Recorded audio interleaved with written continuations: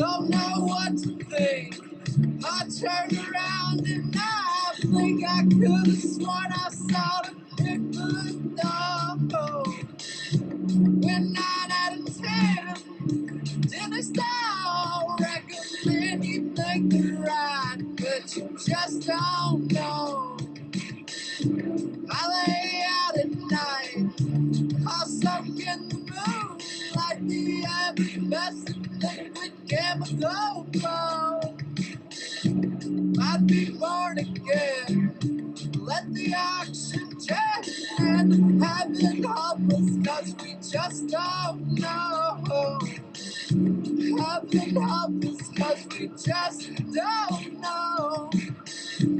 Heaven help us, 'cause we just don't know. Heaven help us, 'cause we just don't know. Heaven help us, 'cause we just don't know.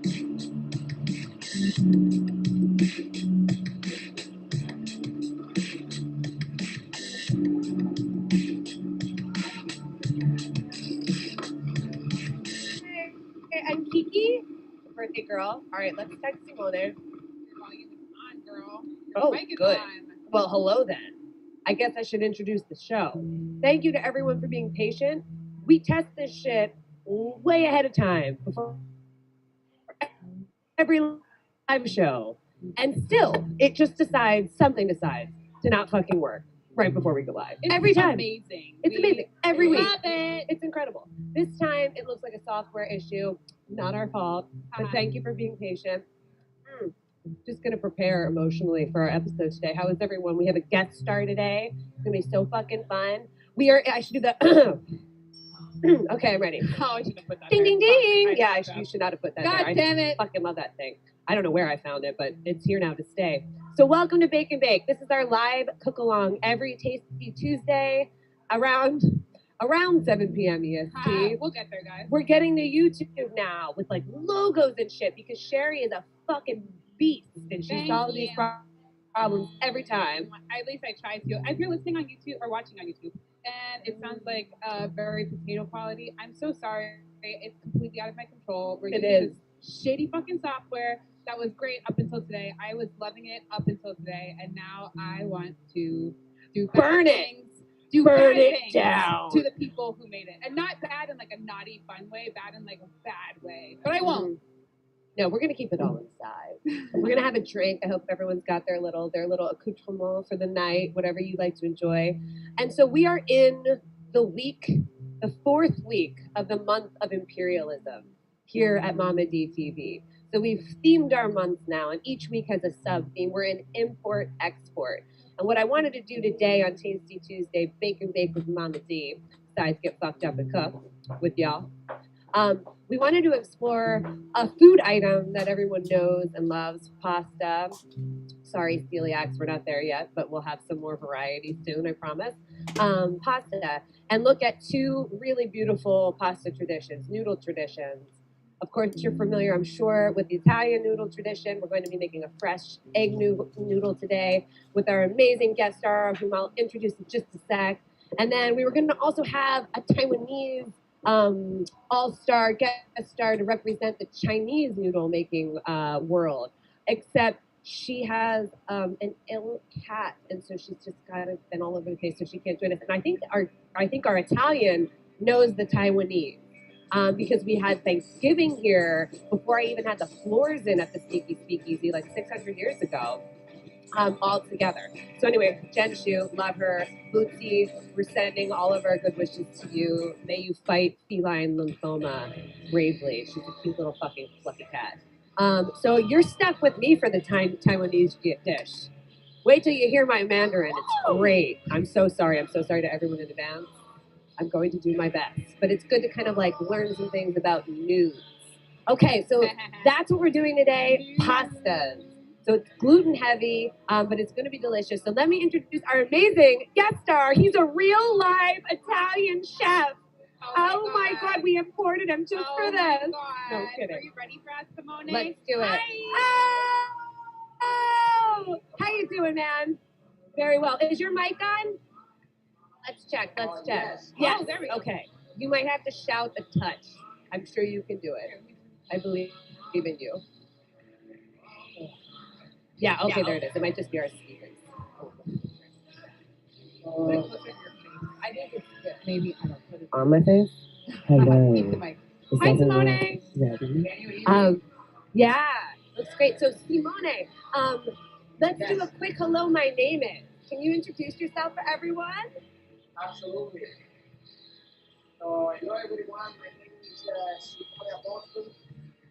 I'm from Brescia, in the north of Italy, between Milan and Verona. And I flew in New York City back in 2012. Than me. No, that's you. You're good. You're good at that. And I lived there for about 6 years, and then I came to Florida. Probably me. Let me do this. Hold on. Do you have any earbuds?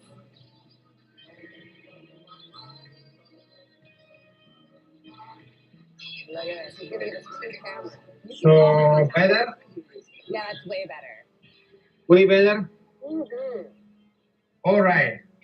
So I'm from Brescia, of Italy, between Milan and Verona. I flew in New York City in 2012. Had a few amazing experiences, probably the best in my life. One was SD26, which became Black Barn after. And basically that was my entire experience in New York City, which was amazing. It brought me back to Florida because my wife is from here, so she convinced me to come down to the hot weather. Yeah. And how is Ashley? Is she there with you? No, tonight she just left like an hour ago. Oh, she doesn't want to be an internet movie star? Yeah, why not? She's a star too much, you know. Aw, I miss you guys. Oh, fuck. And I was just remembering, we actually cooked pasta here. So Simone, we used to work together at Black Barn, and he lived upstairs for a while in the sneaky speakeasy. And I remember one night it was like 3 a.m. I was like, let's cook pasta. Or maybe I had started at like 11, and then we got to it around 3. That sounds about right. We were all down here cooking.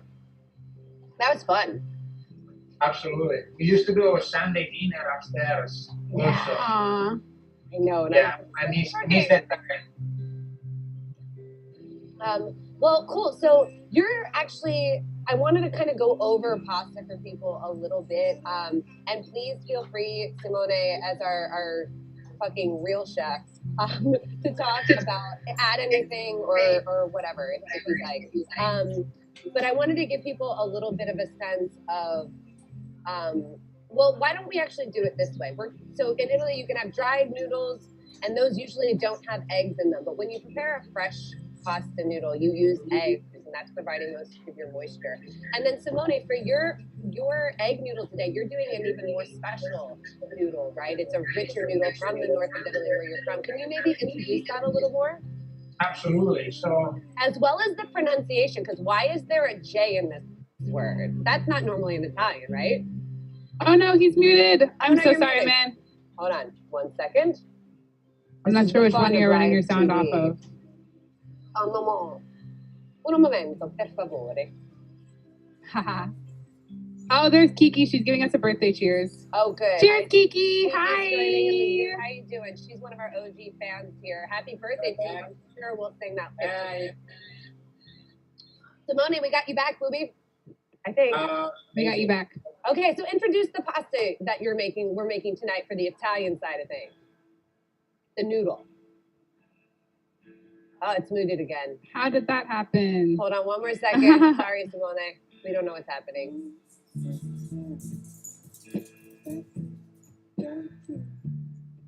Are you doing it off of your phone? That's what's going on. Oh, is it locking? Perhaps. Oh my God. Isn't this fun? I just would like to take this moment to thank life for working out like this, so that instead of us all being in a kitchen together and like learning and eating and drinking and baking together. Instead, we get to do it on Zoom. Yeah, it's so fun. Isn't it great? Yeah, you're there. We hear you, Booby. Did you figure out what's going on with the phone? I believe so. Can you hear me now? Yeah, you sound fantastic. Okay, so once again, introduce the Italian pasta we're making tonight, which is a fresh egg noodle, but it's a little bit richer. It's a little bit of a variation of what you might normally make if you were like, I'm going to make fresh egg noodles. Yes, it's a type of pasta that comes from the north of Italy. It's called tajarin. Tajarin? Tajarin, yes. It's from Piedmont, and it's special because it's made with 30 egg yolks per kilo of flour. So there is just a little bit of egg whites, but most of it is egg yolk. So it will be very yellow, or actually orangey color, and definitely richer, and also keeps the. Oh, it muted again. How did that happen?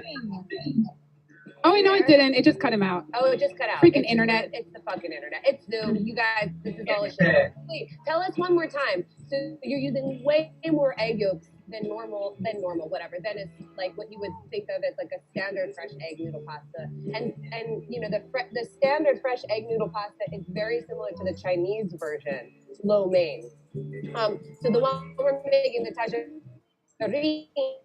has way more egg yolks in it. And can you explain again what that does to the dough and why we're putting egg yolks in? What is it going to give us in the mouth? So, of course, the first thing will be the taste, because the egg yolks is what you actually taste in the pasta, beside the flour, and also makes you be able to make pasta al dente even a fresh noodle, you know.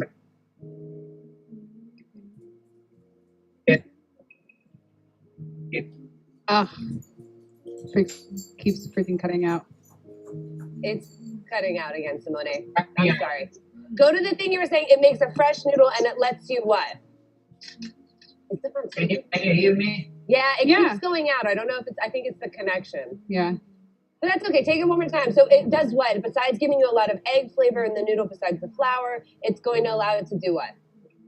Give you the texture al dente when you cook, even if it is a fresh noodle. Usually when you do a fresh pasta with the whole egg, you can you have to make it raw if you want to keep it al dente. With this one, it's frozen again. So with this one, try it again. With this one, it allows you to do what? To keep the bite al dente when you eat the pasta, even if it's a fresh made pasta with the eggs. Okay.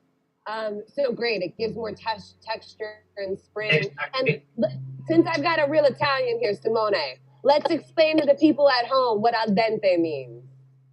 So al dente is basically you want to have when you heat your pasta, you don't want to only have the texture of the sauce, but when you bite the pasta, you want to keep feeling a little bit of a bite. A little resistance. Exactly. So that's why you call it al dente, because you're gonna feel the pasta underneath your teeth. So dente is a tooth. So that's why we call it al dente. Feel the bite. Yeah. And so another thing to talk about with fresh pasta versus dried pasta, fresh pastas will cook a lot more quickly generally, like the lo mein that we're going to make, which is more similar to like a standard Italian fresh egg noodle. They cook half the time as a dried pasta.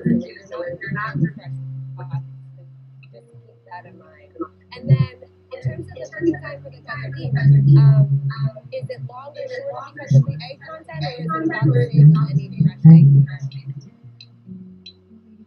Basically the same of a regular egg noodle, and it's more than half less than regular dry pasta. Okay, fabulous. And then, so we're gonna make both pastas, but before we do that, these pastas don't need too much time. So I thought maybe what we could do, Simone, is talk a little bit about like what are all the other things we need to get ready for our mise en place. Absolutely. And then what we usually do, tell me if timing-wise this is going to work for you. I thought what we could do is let's mise everything. For the sauces, your sauce, beef will kind of all work, and we'll put some tunes on, and we can have people ask questions. You can talk us through something if you'd like.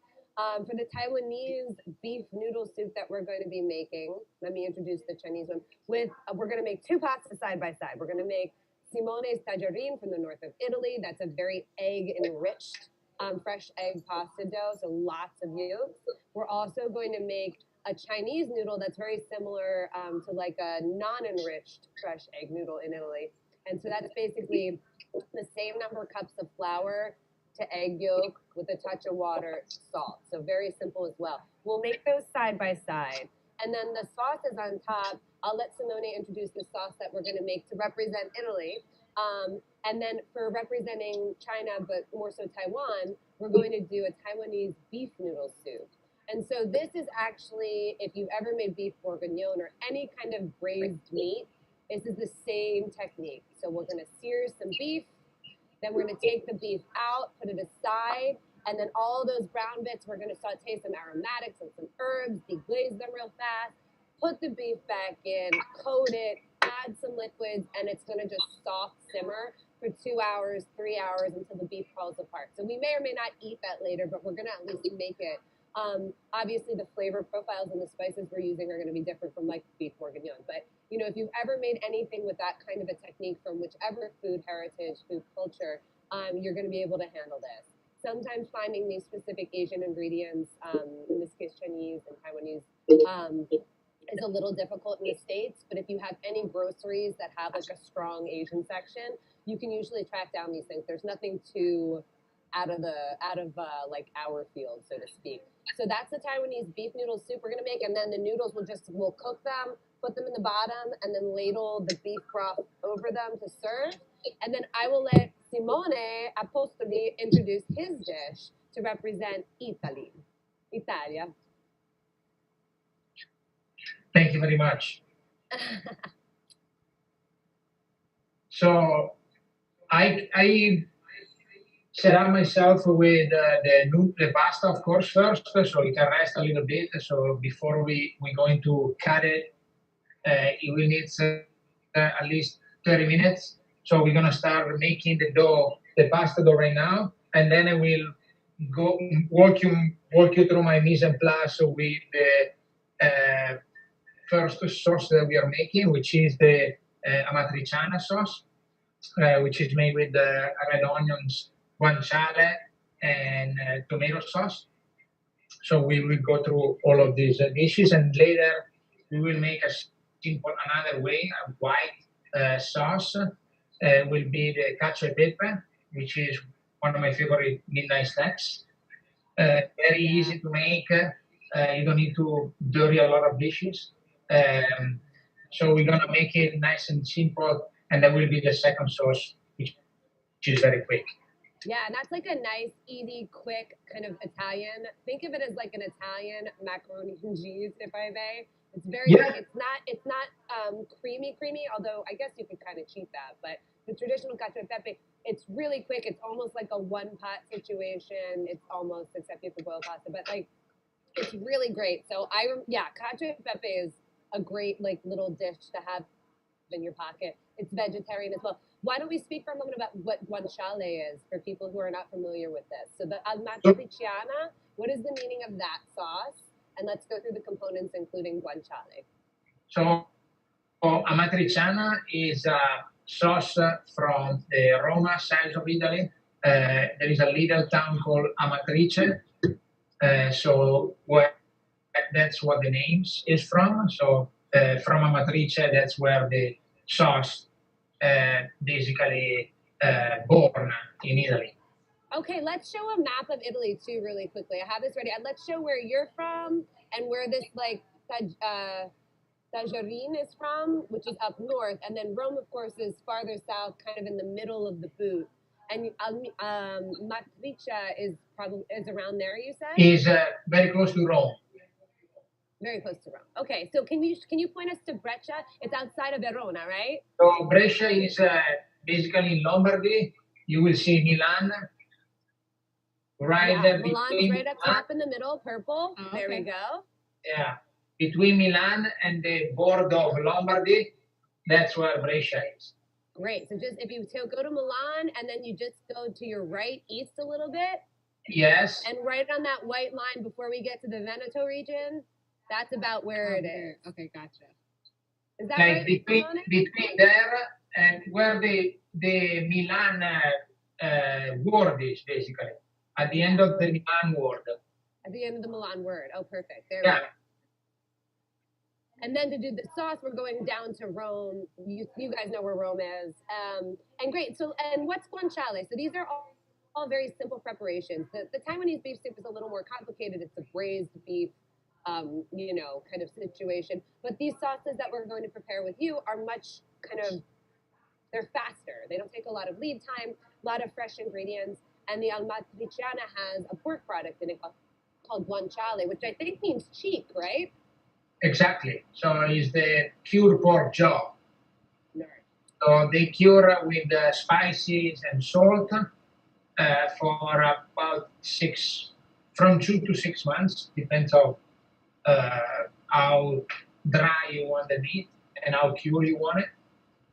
And so it's basically kind of a pancetta, if you guys are familiar with that type of pork, which is basically the do with bacon. We roll it and we cure it. So actually tonight I couldn't find a guanciale, unfortunately. So tonight you find guanciale in West Palm Beach. I would. What a surprise!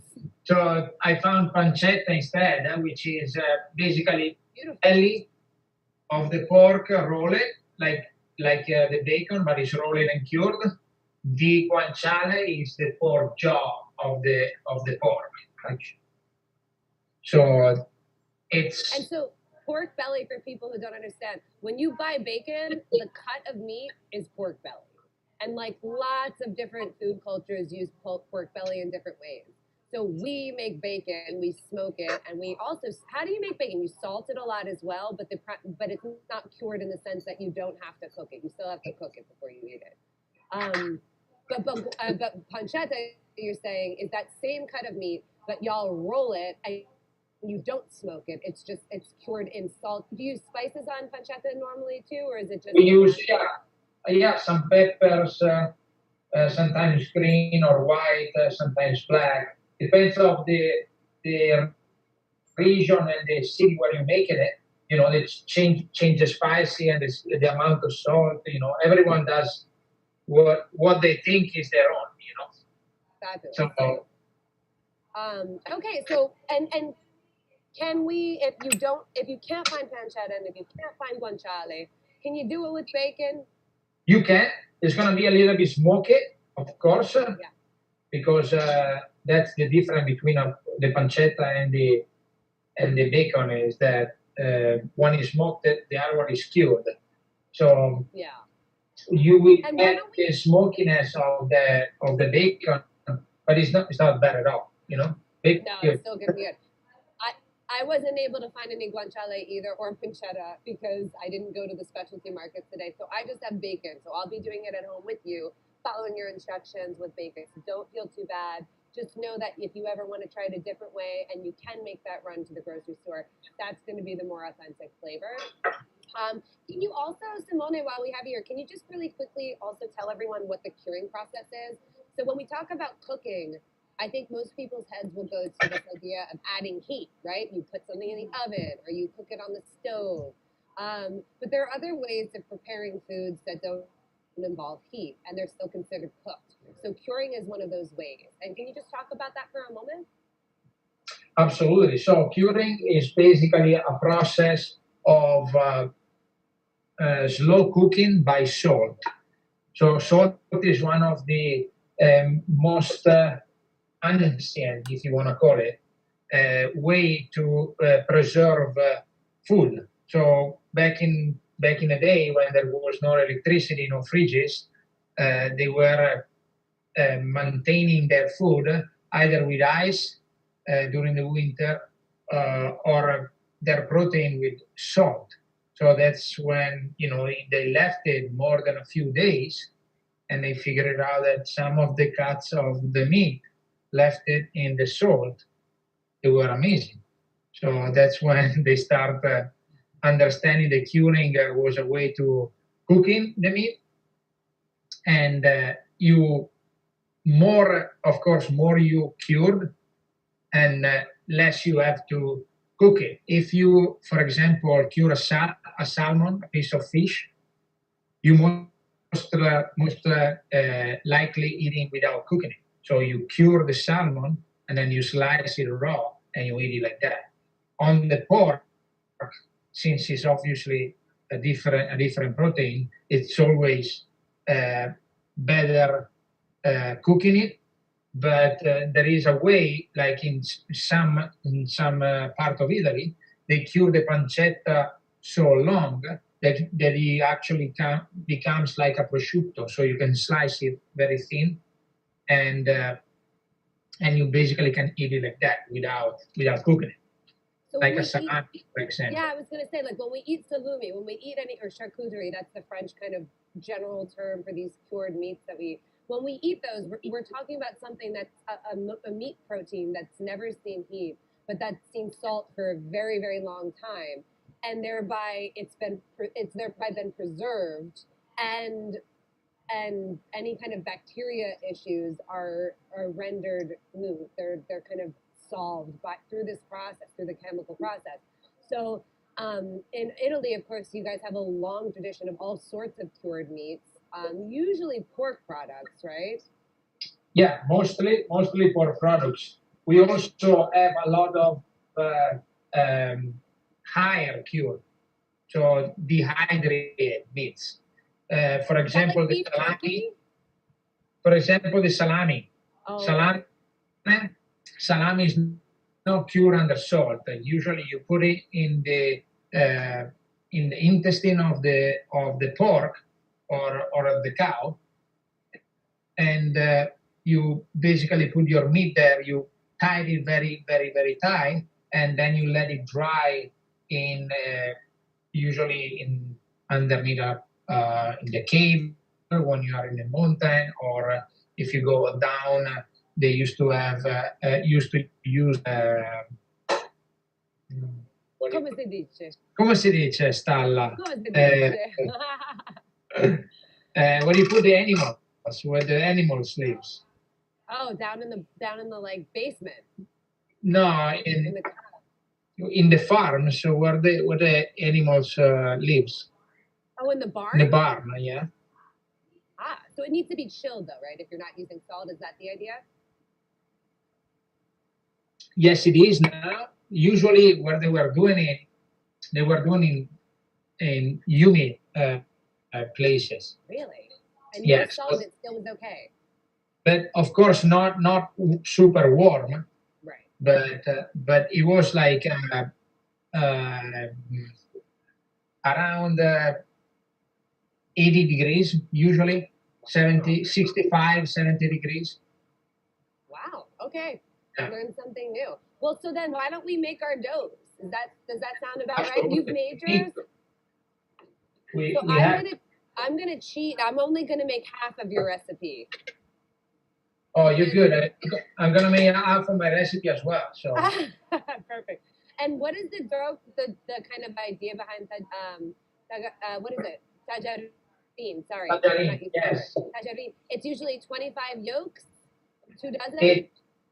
Yeah, it's 30 egg yolks, and you usually have 25 egg yolks and 5 whole eggs, because you still need a little bit of whites for to be able to keep it together, you know, as a color. As a binder. And now, normally I made pasta with fewer eggs. I just do it in a mound on the counter. For this one, because of the high moisture content, is it better to do it in a bowl? It's all. I mean, with this kind of dough, it will be a little bit drier than the usual pasta dough that you do.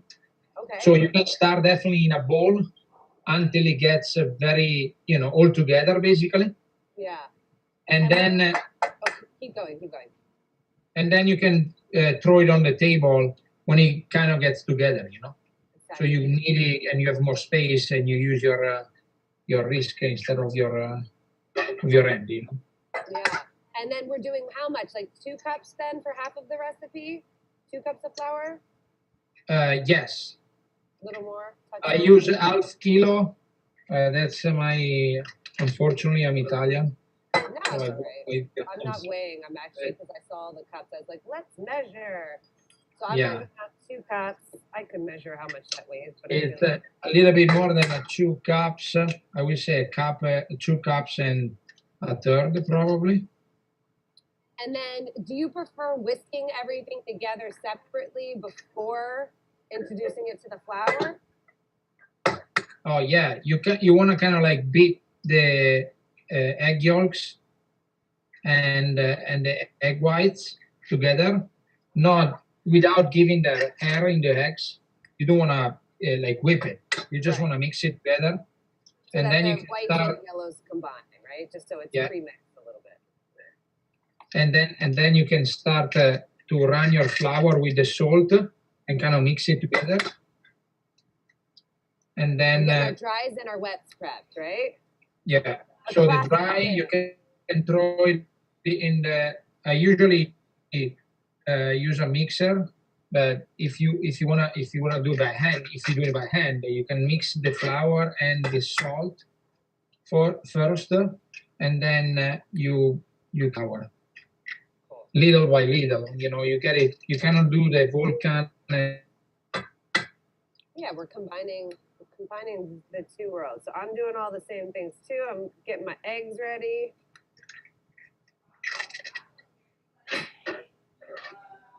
Rock, he's like, he's in the darkness. Yeah, he's off of the counter.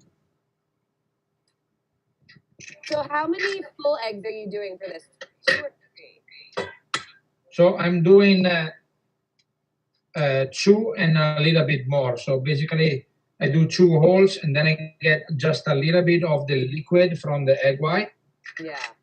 And I add it on back into the mix.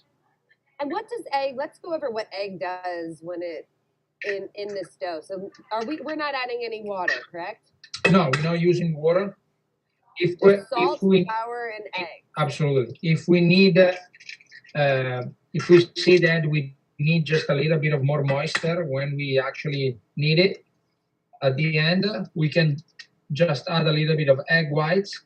But we're gonna use if you crack the egg, you will see that the egg whites has 2 different kind of egg whites. One is more liquid and the other one is more gluey. So the gluey is the one that you want to put in the pasta because it's the one that keeps actually the pasta together. The glue that you wanna give to the dough. The liquid is what you add on later if you want to add just a little bit of moisture, just for you to be able to knead it more easily. Fabulous. And then, are you using semolina flour from this? And for people who don't understand what semolina flour, it can mean a couple things. But when we're talking about pasta, we're talking about a flour that comes from a different strain of wheat than your normal AP or whole wheat flour. It's actually from durum wheat. And that has a little less of the glutinous fibers in it, so it allows the dough you make to be a little more extensible, so that when you stretch it, rather than snapping back like a bread dough or something with more gluten, it kind of holds its stretch a little bit more. I'm just using regular wheat flour. I'm not using bread wheat. I'm not using semolina, but I don't know if you are or if you wanted to mention that at all. I'm not using it for this kind of pasta. The tajarin doesn't require semolina, but at work right now we're doing a lot of handmade dry pasta. So we do piperigate, we do ravioli, and we use durum wheat because it keeps more the gluten keeps more the pasta together. We don't use eggs. We use a pasta extruder, so you only use flour and water. So you don't have what the eggs does to the dough. So you need a flour that actually develop its gluten while it's working in the machine. So that's why you use an extruder, because it's gonna push the pasta, the mixer, push it to. Can you see me? Yes. Push it very strongly to the end of the machine. So then, when you have all the holes to make all the dye to make the different kind of shape that you want to give to the pasta. Let's throw out the picture. You guys are familiar with it. So when you're making pastas, dried pastas, we're usually used to getting these extruded shapes. So what happens is you put the dough in a press, and that's how you get these fun shapes. I don't know what I call them. Yeah. On that sherry there. And then when you go to do you ever put an egg pasta through an extruder, Simone, or is it usually reserved more for long noodles? It's exactly. It's more for we use it at the restaurant. We do the spaghetti and the bucatini with the extruder, and that has eggs in it. So bucatini and spaghetti we do with the eggs. All right, and it works. What is the logic behind that? Is it that the egg dough usually like jams up the extruder, the press, or is it just like a preference thing? It's more because when you work the egg too much, like you need to do it with the spaghetti, which is a very tiny shape. Yeah. So you actually push the dough in a very, very, very, very small hole. So it's if you have a egg, it will break the dough, because it will cook inside the extruder. With because it creates heat. Say what? Sorry. Is that because it creates heat? Oh yeah. The extrusion process. It's actually, when it comes out, it's actually almost pasteurized. Oh wow. I didn't know that. I've never worked with an extruder. Yeah, it's basically a big spiral pushing the dough to the end of this tunnel, let's call it, and then the only exit it has is the little dots that the dye has. Yeah. They are very, very, very, very small. We're talking about a 16th of an inch, probably. Yeah, I mean, if you've had spaghetti, so spaghetti, even though it's a long noodle, just in case you're not following this, guys, it's extruded like one of those cool shapes. So instead of just being like cut, like a lot of the other ones, like fettuccine or tagliatelle or like tagliatelle, like we're gonna do today, and even lo mein, it's instead pressed through like some of those shapes. Yeah, any of the fun little macaroni, penne, rigatoni, fusilli, anything you've ever seen. Spaghetti is also done like that. So that's interesting. I didn't realize it did that to the dough. Yeah. And should my dough, let's show an overhead of mine, Simone. I want you to check in on me here. Is this, I'm going to do it by hand just to be like a hardcore Italian bitch. Should it be very wet like this? It should be. Let me see where you're at. Give us 1 second.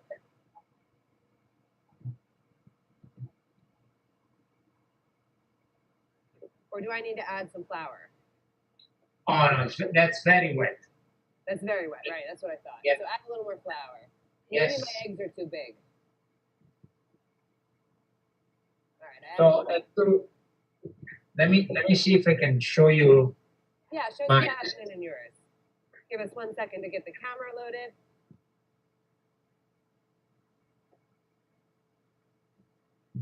I think my eggs were too big. That matters when you're doing something like this, where the only moisture content you're adding is the eggs. If the eggs are larger than like kind of maybe what was anticipated in the recipe, it's gonna matter, right? Look at that. That looks beautiful. So now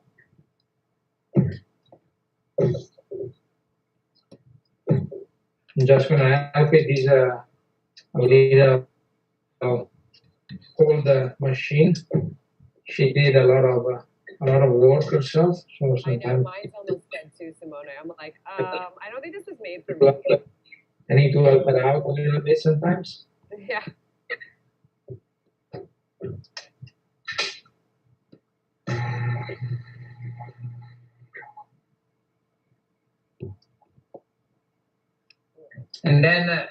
And then for sure, I'm gonna go finish it by hand because, like I said before,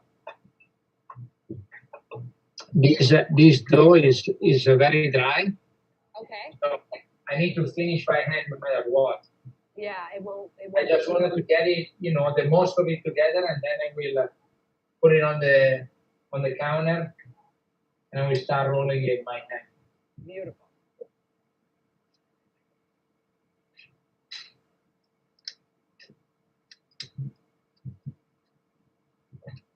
So Simone, where are you working right now in West Palm Beach, Florida?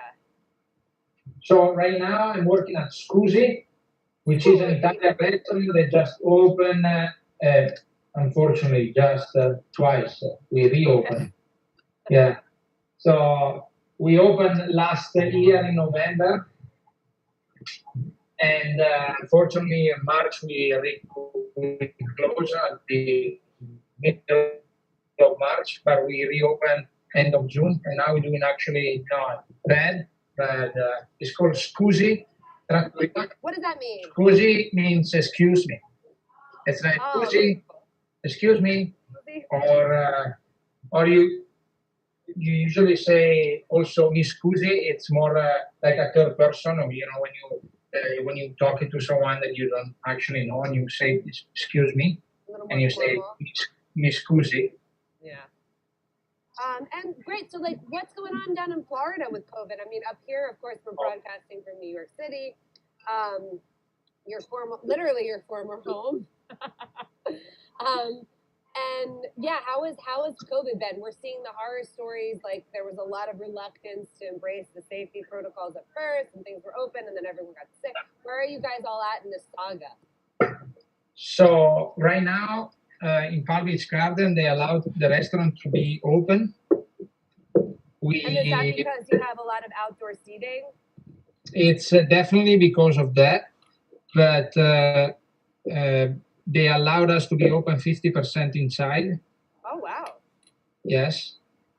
And so for us, that we have actually 220 seats, which is 110 outside, we actually having not a full restaurant, but 80% of the restaurant still available for us. Also because the city allowed us to have a tent outside in the area that was basically from the building.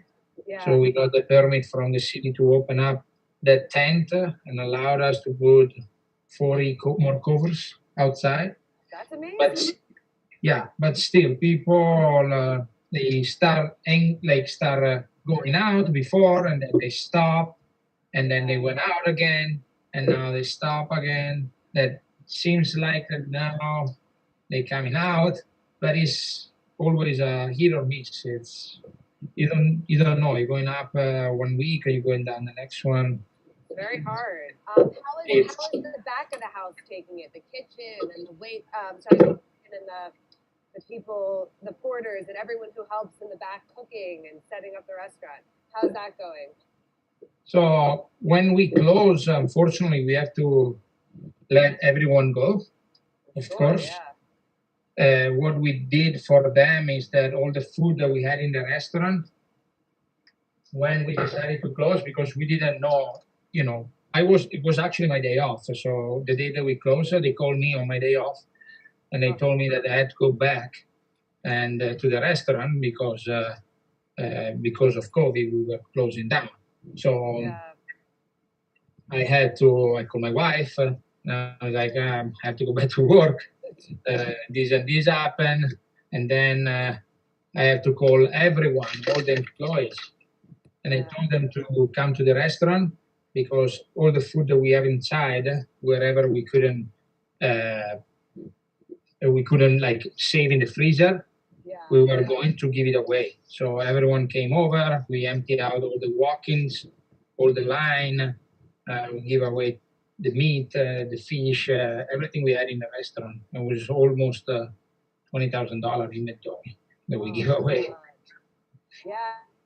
I mean, I want people to hear these stories because it's going to be hard. It's going to be a hard time for a lot of restaurants and businesses, and and it's going to be patchy all over the country too, depending on what happens. And, oh my goodness. So then, how's the front of house doing now that you guys are reopened and you're serving? So the front of house, for people who aren't familiar with restaurant terminology, the front of house are the people that you're going to see mostly when you go in as a guest.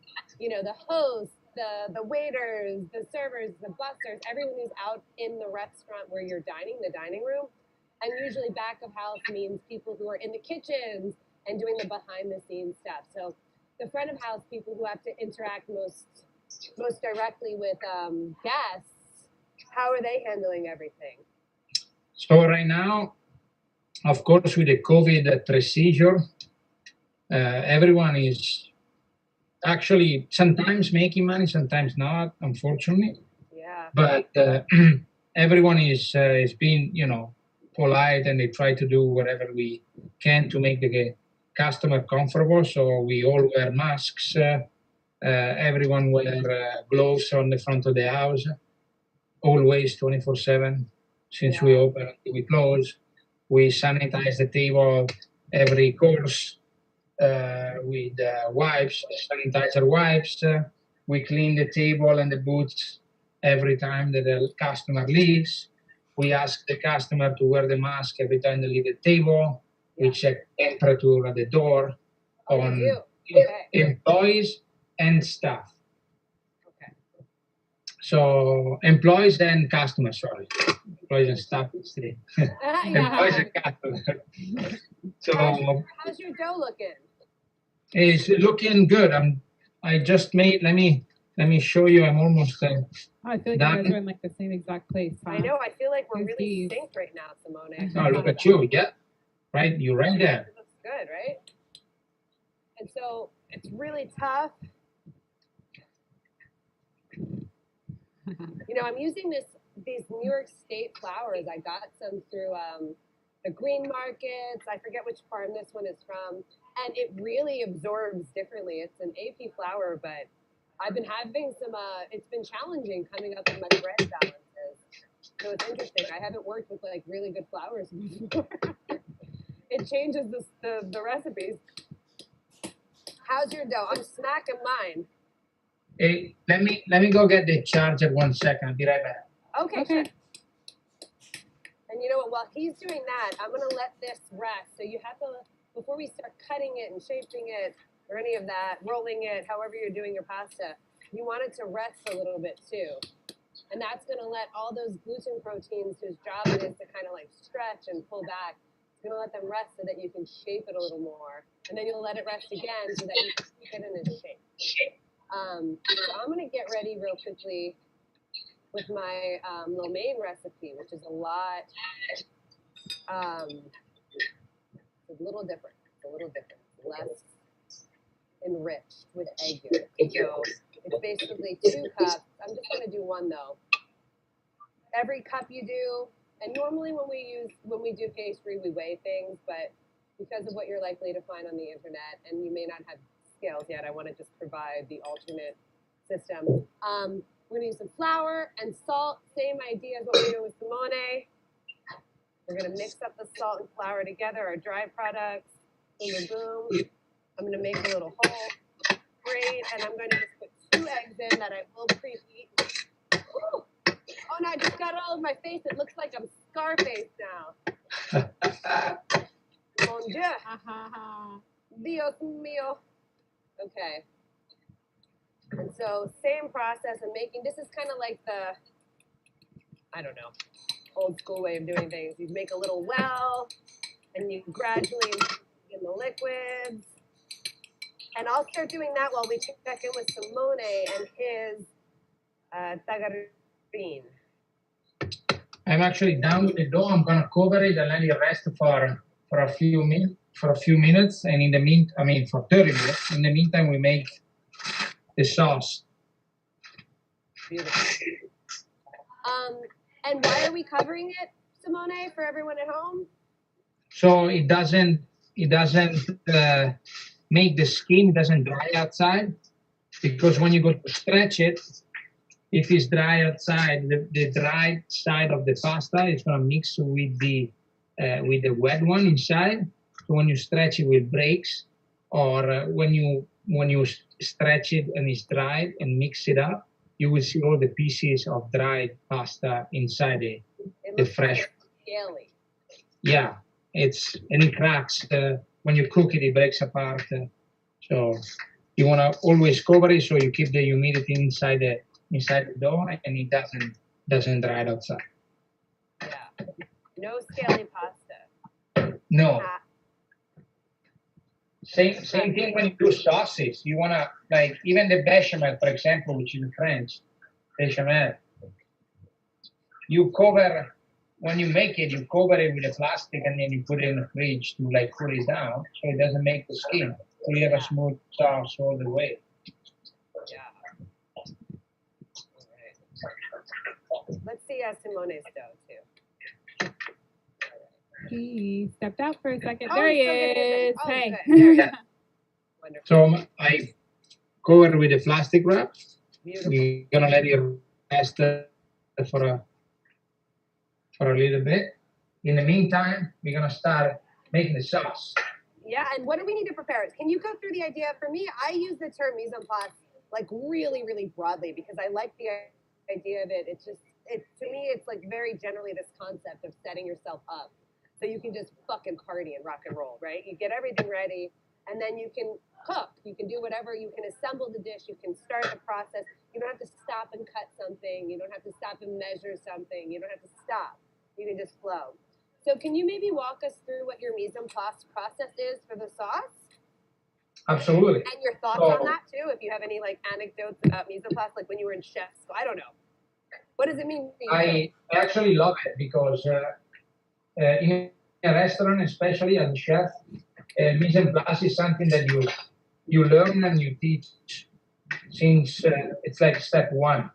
Yeah. Because when you are a line cook and you don't have your mise en place ready, then you're running during the service, you're running back and forth from your backups, from the walk-ins, because you have to go get this and go get that, you forgot this, you forgot that. So if you have your mise en place ready, there is no problem. You have everything ready. It's right there where you are. And you have your backups underneath. So you're always ready for service. Even if you do 300 covers, you can get all your stuff in your line. Yeah. I love it, right? It's like set yourself up for success. Exactly. Always, if you are not set up, there is no matter how many covers you do, you will be in the chef. Yeah, so talk about what it is to be a line cook. Like, talk about what it is in the kitchen when you're like, so I don't know what your position is at your current restaurant at SCUSI, but could you maybe walk people through a little bit of the structure of the behind-the-scenes kitchen world a little bit? Absolutely. And then why mise en place is important? Absolutely. So the kitchen is a hierarchy since the day born. So Say that one more time. The kitchen is what?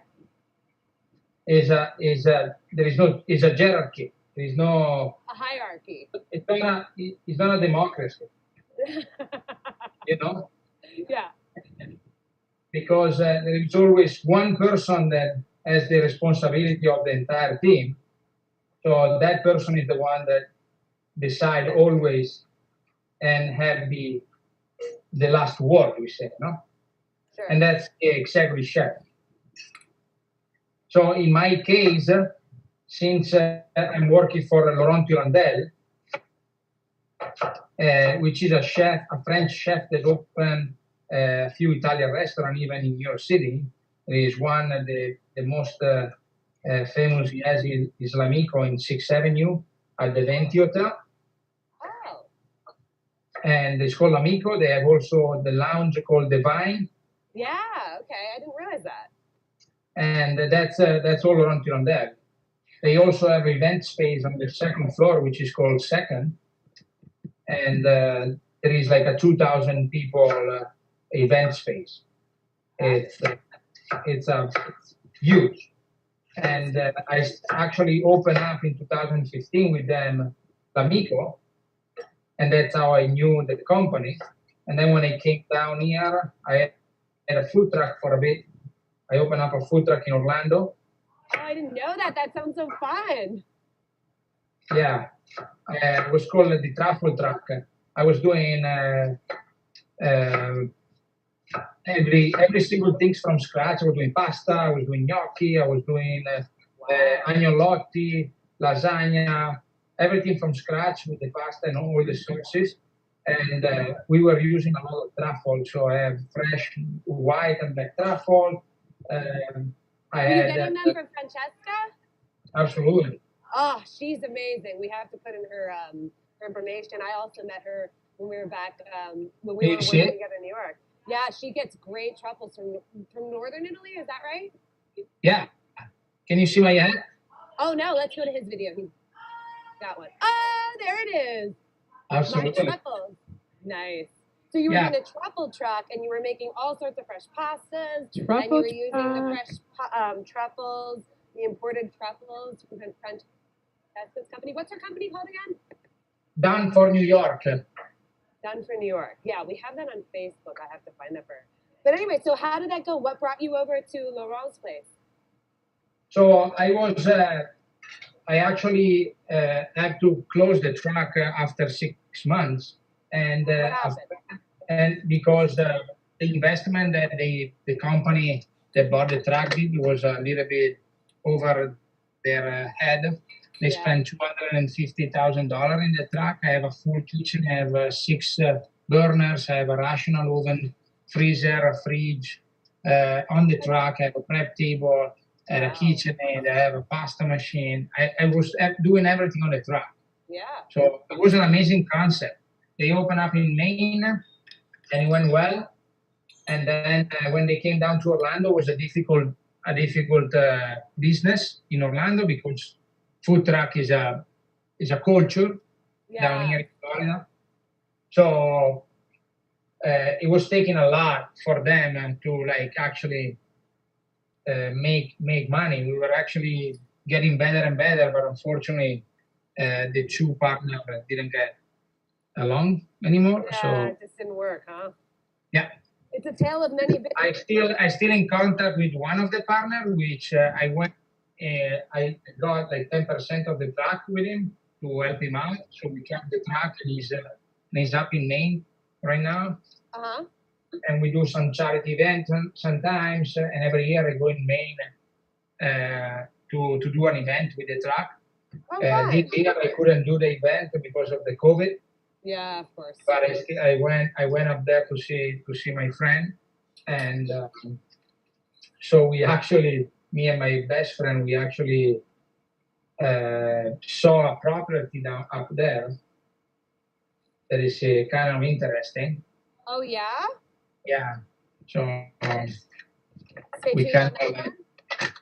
We saw a beautiful space up there. It's kind of not the time to look for places, but we'll see what happens. Just a thing that we want to try and see. It's nothing for sure yet. So no, you got to figure out what you got to do. I'm gonna just also start breaking down my beef chuck so that I can get that ready. I'm going to dress that a little bit. I'm going to try to move my cutting board closer to the camera. Oh, perfect. Wonderful. So people can see what you're doing. Oh, look at that attention. That looks so good. Yeah. Yeah. So this is the I tried to do a different setup, but it's hard as shit, right? No, the microphone wasn't working. That's what happened before. That's why I had to move the camera. But I had it on top of the cutting board as well. And so we're using, normally you'd be doing guanciale, which is a cured pork cheek, but we're doing pancetta. I'm going to actually do bacon myself. Yeah, and so what did you do there? You sliced it all up finely, it looks like? So Walk yeah, us through your meat. so you take the pancetta, you slice it about a quarter of an inch, Okay. so half of a finger. You slice the entire pancetta, and then I open it up. Since it's rolled, I just open it up like the bacon. I slice it up, Little strands. little strips. In French, you would call those lardons. Lardon, exactly. Yeah. I used to get them. They sell them as scraps in the grocery store. And then I was like, shit, I'm American and Italian. I'm getting these little fuckers and making sauce. I used to make sauce all the time. and also this is definitely important ingredient for the matriciana, which is the red onion. And we why slice red onion? Why is red onion special in this? What does red onion do instead of like Spanish onion or white onion? So red onion, they usually be sweeter than the white onions. So when you cook it down, and especially if you caramelize them, they get their own sweetness. Beautiful. So that's going to give us a little sweetness in the sauce with all those other spicy, acidic. Tomato is acid, so you use the sweetness of the onions to cut down the tomato. Little bit of olive oil. Cool. And so you're putting that into a hot pan? Yeah, olive oil. We warm up the pan, and the oil has to be not smoking hot, but has to be a high temperature. So when you put your onion, it doesn't stop sweating, but it keeps frying a little bit. But not too much, because you don't want to caramelize all the way through. You want to actually get all the juice out of the onions little by little. Okay, so you're not trying to sear the outside of the onions, is that right? You're trying to just let them get hot and translucent and sweat a little bit. Yeah. So we don't want the onions to brown, right? That's what people are looking for, no browning. No browning. We don't need to brown the onions. We need the whole entire juice. That's why, since they are sweeter, you want the juice of the onion in the sauce. So you want to get the onion that leave its juice, and then you put the tomato sauce in it, and then when the juice sweet the tomato sauce. Beautiful. Can you actually take us for 1 second through onions and cooking them? Because I think a lot of people are like, oh, you just put them on the frying pan. But this idea of caramelization and letting the juices cook out, can you walk us through that? That's a little bit of a temperature thing, right? Absolutely. It's also a matter of patience, because caramelization is not a thing that you get only with temperature, but you get always with time. So when you start cooking an onion, you always start cooking it slowly, because you want the onion to be sweat and get all the juice out. So you caramelize it with the own juice instead of adding any sugar or just a little bit of salt at the end. But and that's because when you start to heat the onion, all of those sugars start to come out, right? The juices and the sugars come out, and it's cooking in that kind of sugar syrup that it's making, and that's what the caramelization process is. Is that exactly right? You're making when they call it marmalade jam, a jam is the same process of cooking. You slowly sweat fruit until it gets all the sugar out, and it actually candy and cooking in the same sugar itself. So what kind of cut do I want on my onions? Am I doing slices or am I doing diced? Oh, slice it. For this matriciana, you slice it. So you cut your onion in half, like I did, and then you do all like this. Beautiful. And then you slice it this way. Got it. And I'm doing a half an onion or a whole onion? I'm doing half an onion because I'm doing it particularly for 2 people. Okay. So I'm gonna make just a little bit of more sauce. I'm using a quart, basically 4 cups of tomato sauce. Okay. So I had to pre-make the tomato sauce because it takes another half an hour, so I couldn't do the entire process. But basically for the tomato sauce, you just start with onions. You use white instead of red at this time. And you use a sliced garlic. And you brown the garlic first, and then you put the onions. And you sweat the onions inside the brown garlic. And then we add the tomato from the tomato pulp. So basically, San Marzano tomato we use at the restaurant, but you can use plant tomatoes if you go on any grocery store.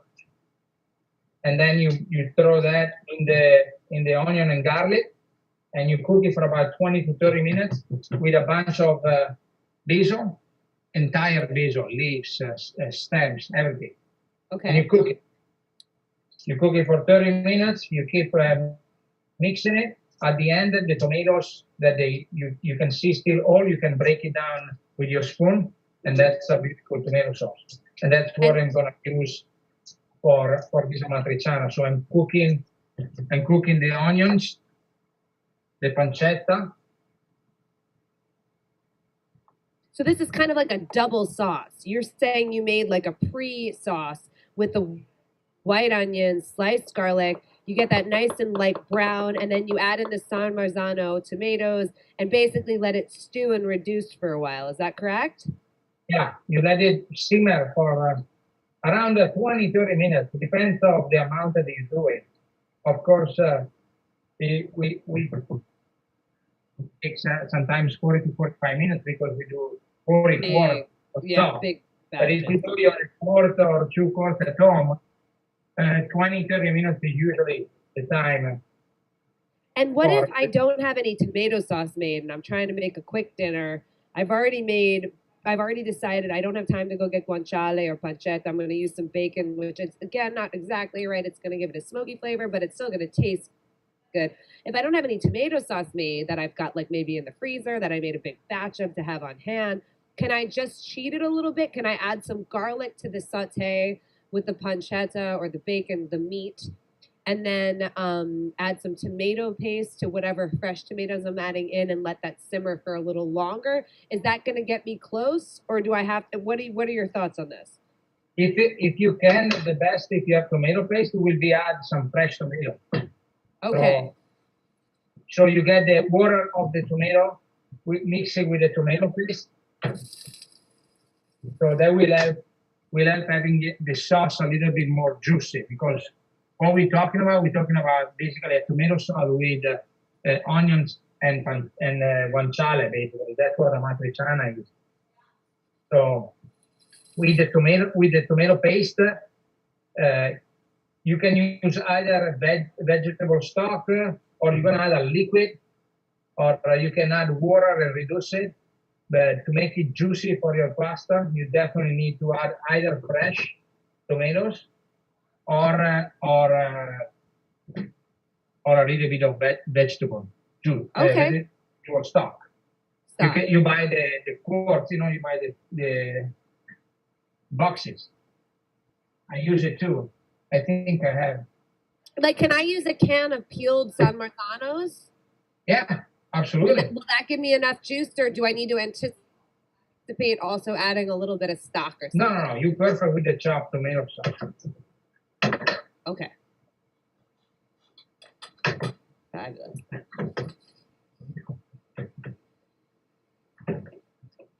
All right. Let that all saute.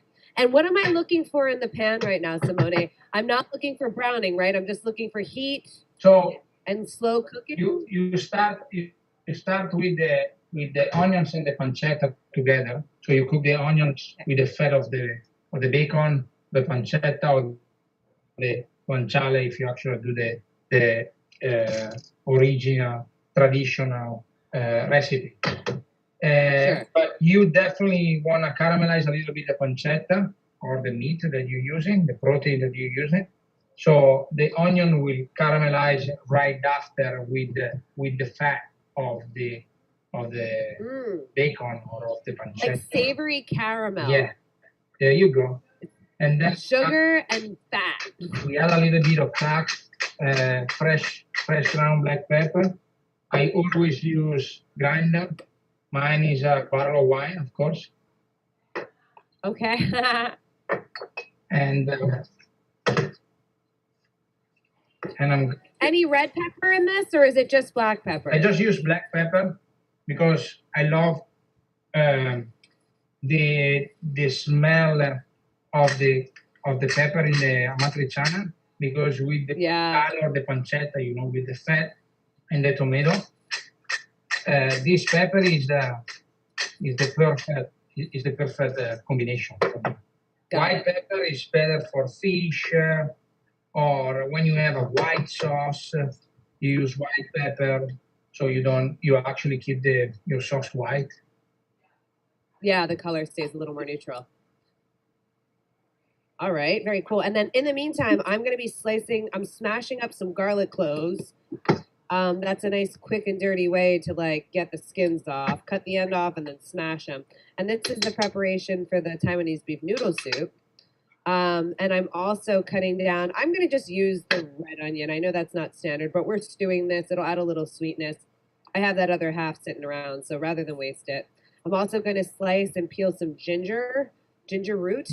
You need 6 nice big slices. We're not that worried about our sizes for this because this will all be strained out eventually. So you can be a little like country about your cuts, you know? All right. And oh my God, it smells so friggin' good in here. Ooh. How's your kitchen smelling, Simone? I can only imagine it smells as good as this.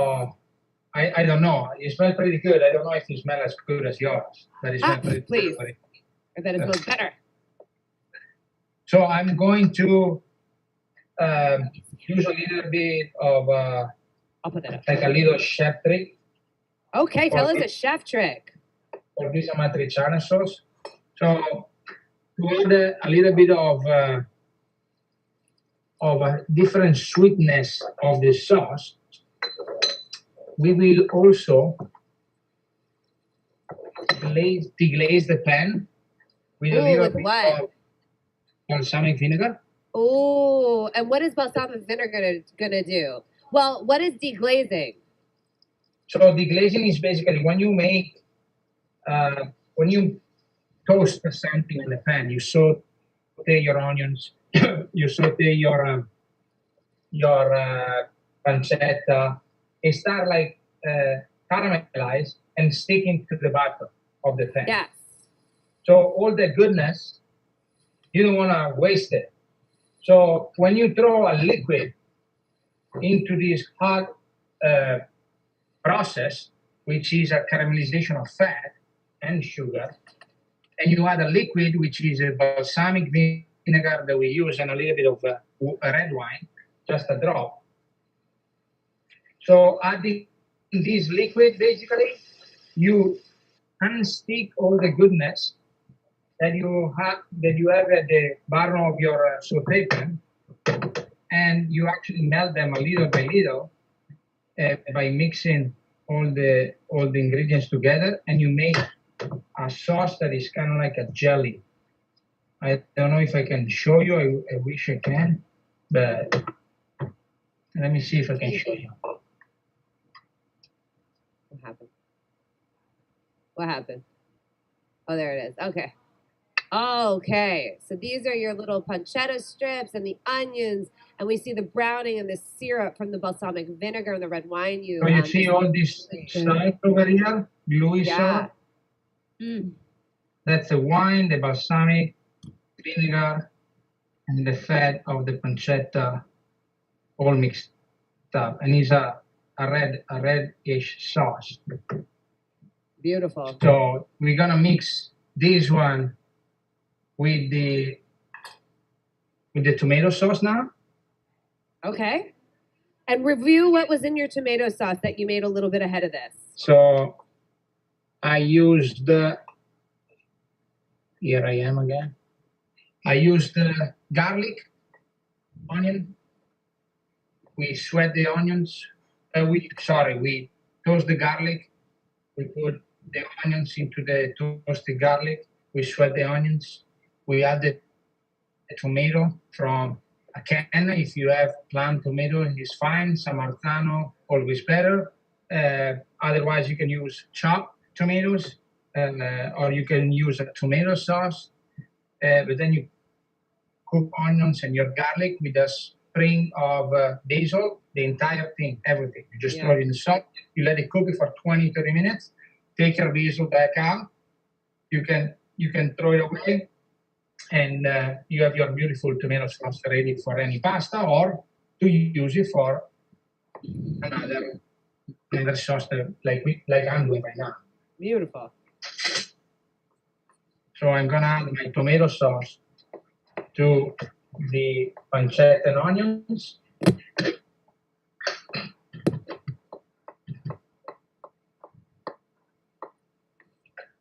What are you up to, Dee? Well, I'm doing a little side project here because we bought some clams yesterday. Oh, yeah.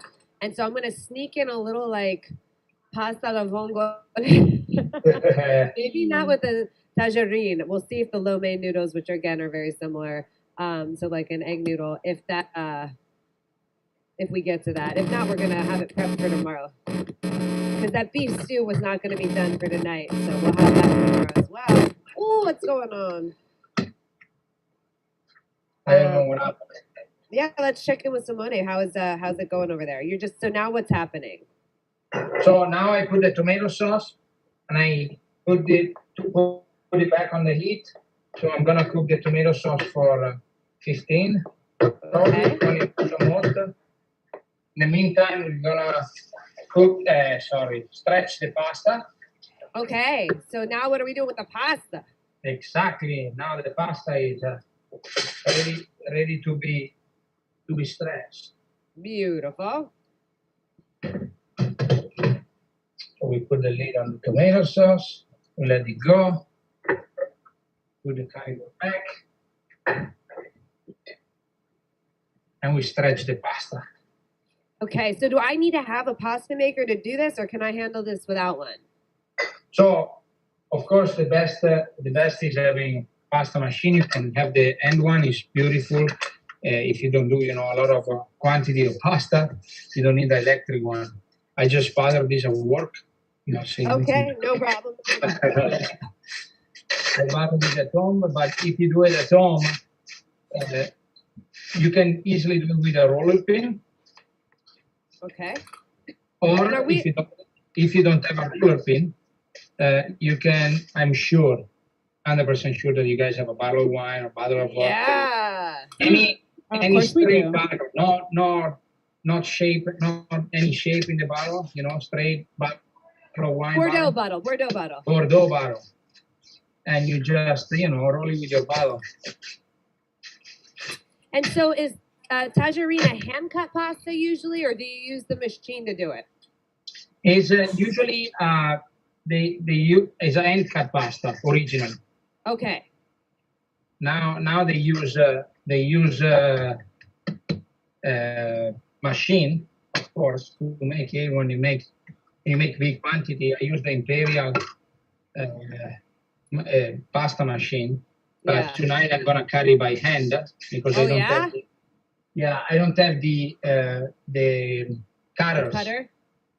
So I'm gonna do the same thing because I put my cutter away. I was like, let's try this. I'll use the press to just flatten it because I have one and I want to. And I use the mechanical one too, just because I don't know. I feel like they just break, and I don't have the money to buy a really, really good electric one. So I'm like, let's try this. Oh yeah, I mean the one by hand is beautiful. I'm gonna buy it for myself for sure. Yeah, and they're pretty affordable. You can find them for $20 or $30. Like they're not an expensive tool.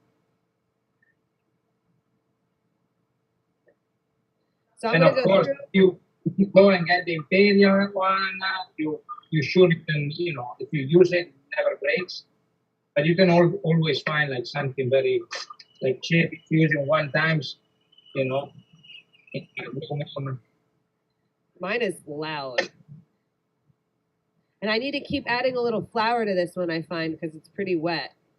Yeah, you can always dust with a little bit of flour. Okay. As I said, we're gonna leave it 16 of an inch, more or less, of thickness. Say that again? It's gonna be like a 16 of an inch. Okay. Of 16 of an inch. Cool. Am I going down to the first setting on my hand crank one then? You wanna stay to the second. The second, okay.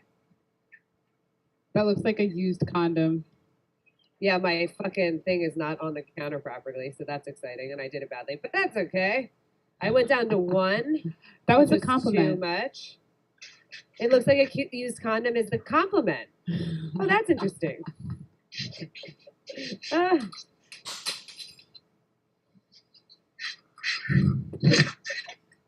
So after I stretch the pasta, I usually dust it and just put it one on top of the other one.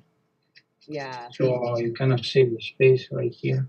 See? Mm-hmm. Yeah, if you don't do that, you're going to have, I hope you have a huge kitchen. Thing is big. Oh, Kiki's back. Hi, Kiki. Nice. Hi, Kiki. Happy birthday. Happy birthday. Oh, happy birthday. How are you? Aw. Are you guys cooking too? They were making pasta as well. Go ahead if you want to say hi. Hi, Kiki. This is Yeah. Kiki and Michael. They're over in Portland, Oregon.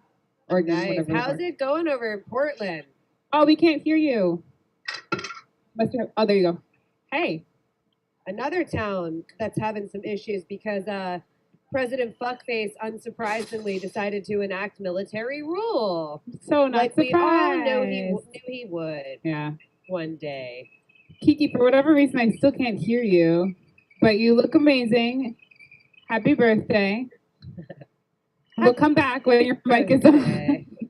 Let's look at these used condoms. They're all stretched for out. Christ's sake. We can't put that on the fucking internet. Jesus. Let me put this right You're here. ready. Oh, there you are. Hey. I can do it. I can do it. Yo, red sauce, pasta, Red sauce. sausage, meatballs. Nice. Yo, check it out. Yeah, you It got feels so good. This bee sting. It feels good now. Did you put your foot in it? I don't know. I stepped on a bee.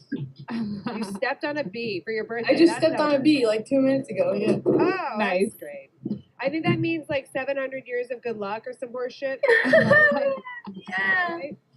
Sounds I'm all right. enjoying watching you. So I want to keep watching you. No Oh, problem. thank you, We'll go back Kiki. and check in on Simone. Simone, I feel like we're in some weird show with like, we have to check in on everyone's Zoom room and just make sure everyone's like still alive and like happy Basically. because we're not all together. But that's okay. Simone, what are you doing? You're rolling them out? I'm still running a little bit of pasta. It takes a while, guys. It takes not a while, but it takes, Takes a a minute. little bit. So after you roll it like this, Show after you yeah. roll it very thin, you put it one on top of the other one. Wow. You fold it. You dust it enough with enough flour so it doesn't stick together. Right. Then you fold it, and you fold it again, and then you take it on the very thin, Beautiful. and that's how you make the tajarin. Oh, Simone, I have good news. Your sister, Sarah, is saying hi on YouTube. She Oh says my she's God! so proud of you and she misses you. But it's 3 a.m. there and she needs to go to bed. Where is she? Where is she at, Sarah? She's Is she in over in Italy. Oh yeah, I didn't even know she was on watching YouTube. Oh, Look at that. wow. Hi, Sarah. Thanks for watching. How's your brother doing? Is he doing well? You approve?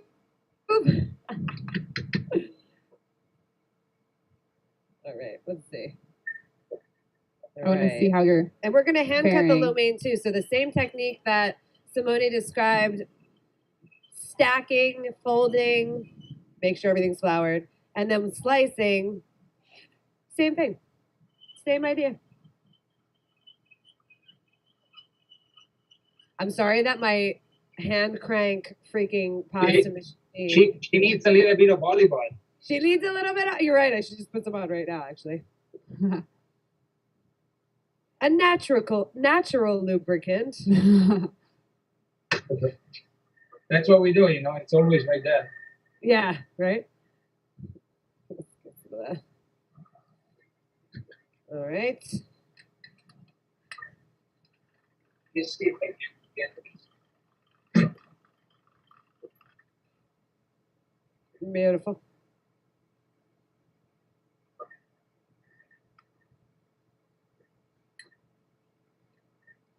Can you see a little bit better on the other camera? Yeah, this is great. We can see what you're doing Thanks very for well. setting up 2 cameras. Yeah. I just saw you. I was just copycatting. You know? So that's why I put the one on the cutting board. I was like, oh, that's amazing. Well, I did that too. Yeah, if you're like, oh, I actually have 400 devices I could use.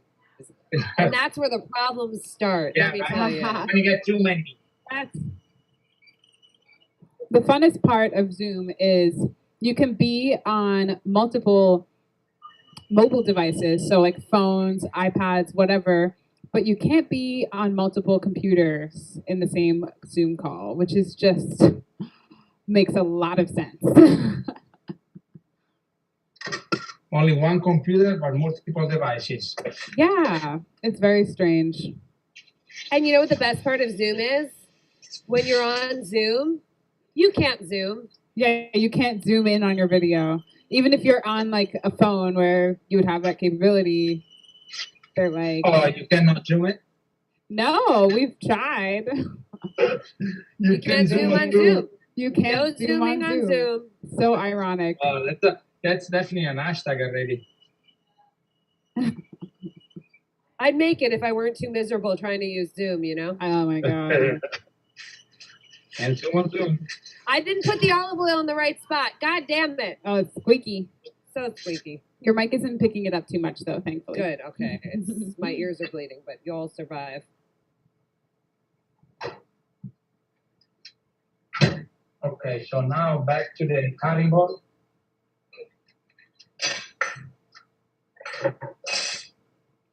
Back to the cutting board. We dust. I'm realizing that I'm making my my sheets too narrow. I'm like, they're not going to be the right length. And then with the knife,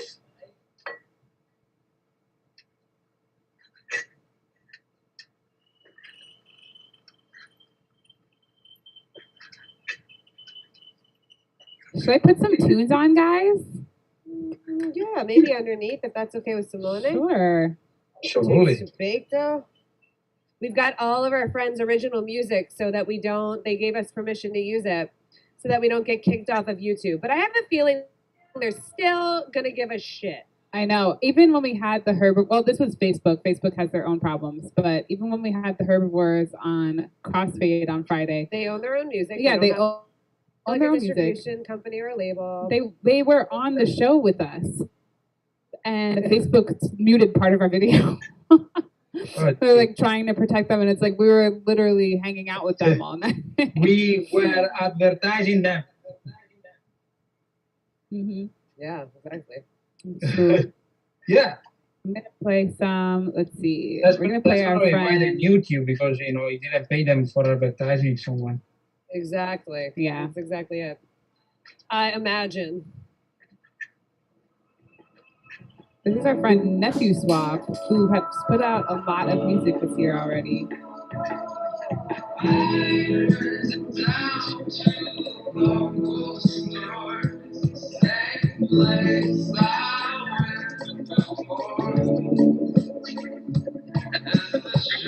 can see now I got the whole entire.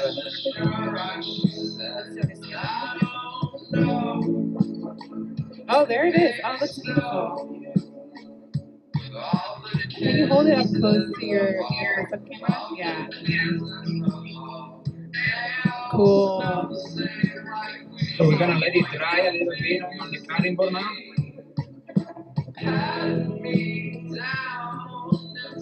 Dust it with a bit of flour.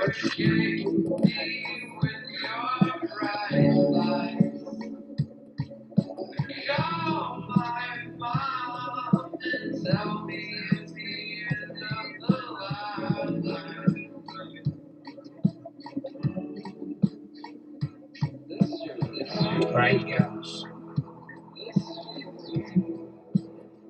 We leave it like this for 5-10 minutes, just to dry it a bit. In the meantime, we check on the sauce.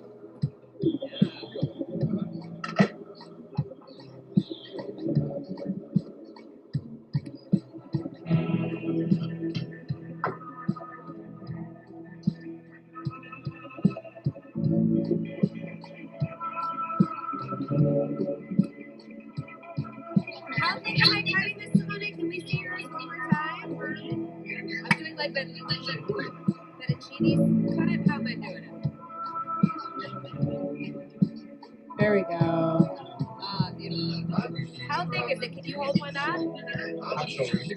So like a quarter inch or less?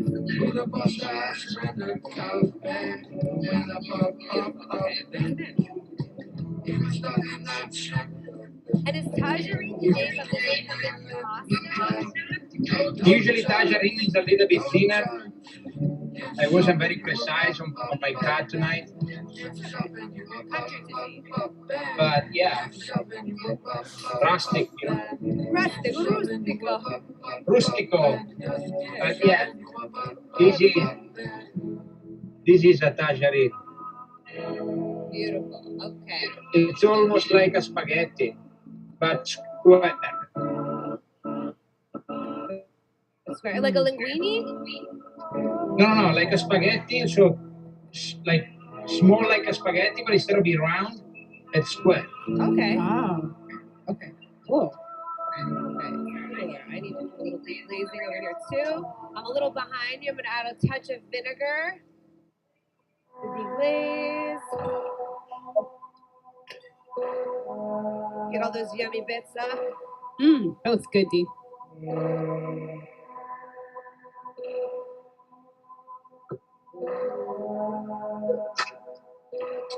Now we're listening to our friend DEVOYE, who has also been putting out a lot of music this year.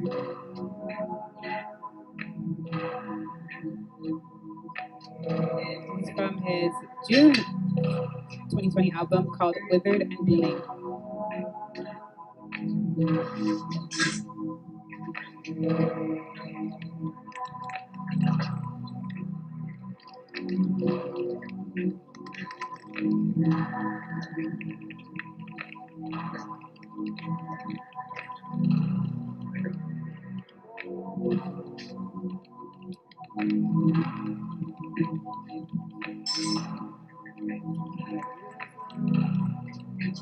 How funny is that my sister is watching without even telling her? That's amazing. How did she see it? She must have seen it on your Facebook or something. No, probably the story on Instagram or something. Yeah. Thanks for watching.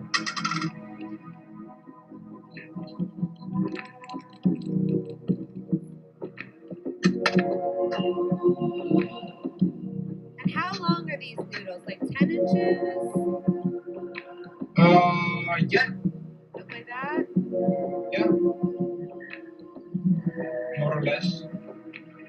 Okay. 10 inches, more or That's less. in my workstation. Sorry. There it is. Nice. Looks like mine, I'm cutting them a little wider. Whoops.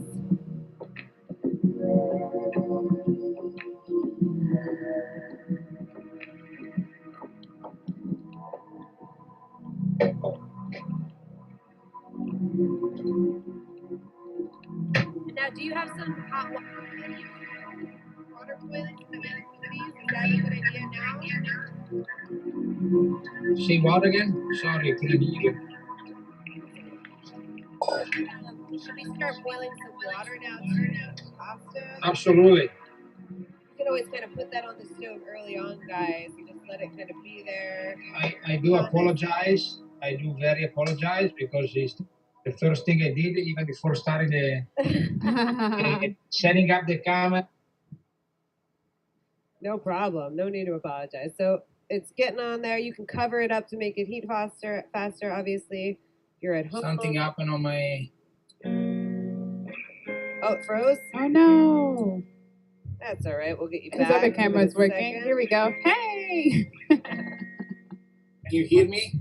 Yes. Yes. The fun never stops here on Mama All D. right, wait, because my phone is on.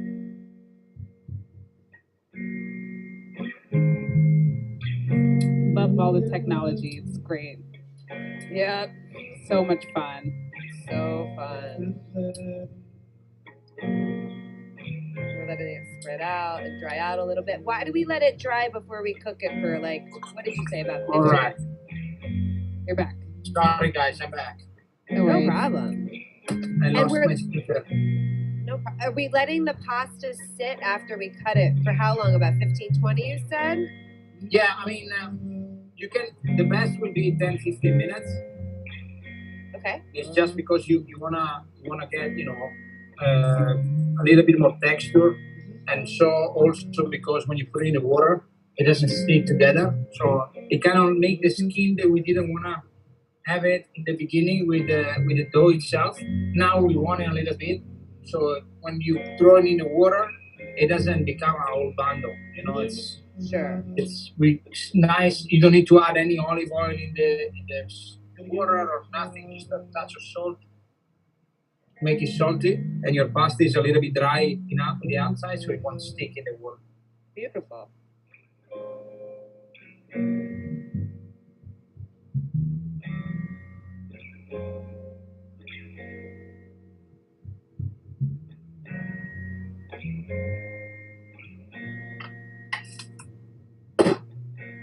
I'm cutting this the wrong way because I didn't make the one.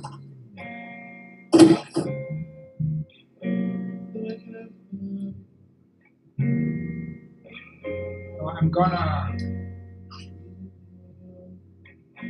Okay, are we ready to cook something, or do you wanna wait? Sure, let's go We for can- it. We can wait if you want to.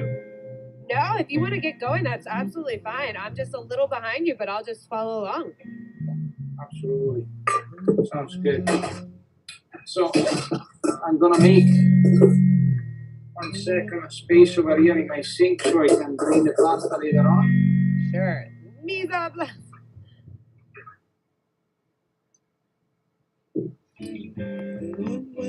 So what I always do, since is what you want is to keep always a little bit of pasta water when you cook your pasta. So what I do when I drain the pasta in the sink, I always drain it in a clean bowl. So then when I get the pasta out, I can go back and get a little bit of the water that I need to, mix the pasta, get the starch to help me getting the sauce a little bit more thicker. Starch from the pasta that goes in the water. Great. It's like a natural thickening of Exactly. Italian sauces. Instead of using a chop of butter, to make it That's more creamier, French or a roux, right? and we use just a little bit of pasta water.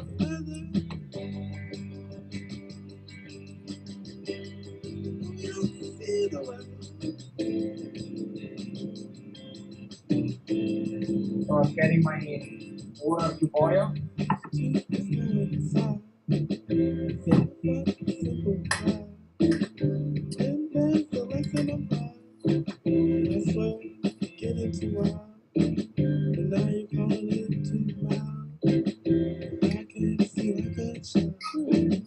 We add salt in the water at the very end. When the water is boiling all the way, Then you add the salt.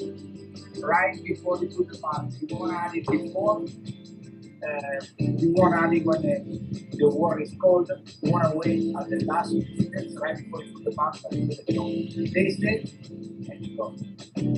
Why? What is the idea behind that? What does that do that makes that's preferable? It's because if you put it before and you let the water boiling, the water reduces the salt state. So if the water gets salty, and then when you put the pasta is salty. Yeah. And second is because when you put the salt, the pasta, the water takes longer to go back to boiling because of the saltiness itself in the water. so it takes longer to boil. On the job, 'cause it's just a job. Yeah, it's just a job. Tell me terrible things among terrible things among terrible things. Why don't you make your day to be better than the way it always is? Keep your head on your shoulders before you grow older and older and older and die. Put the pasta inside.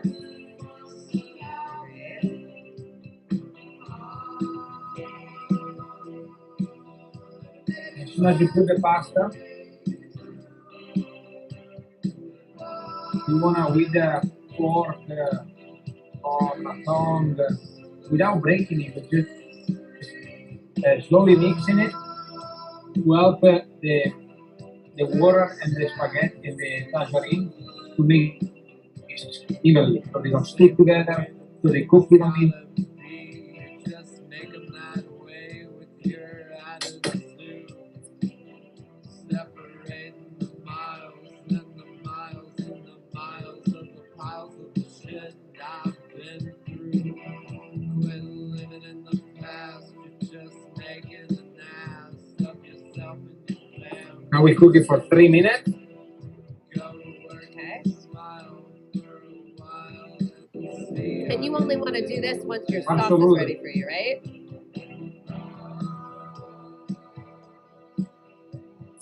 In these 2 minutes, what I'm gonna do since the sauce is ready, I'm gonna get my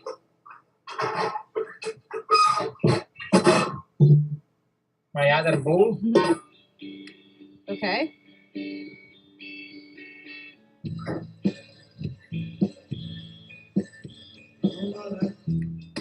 I get some grated pecorino that I grated earlier.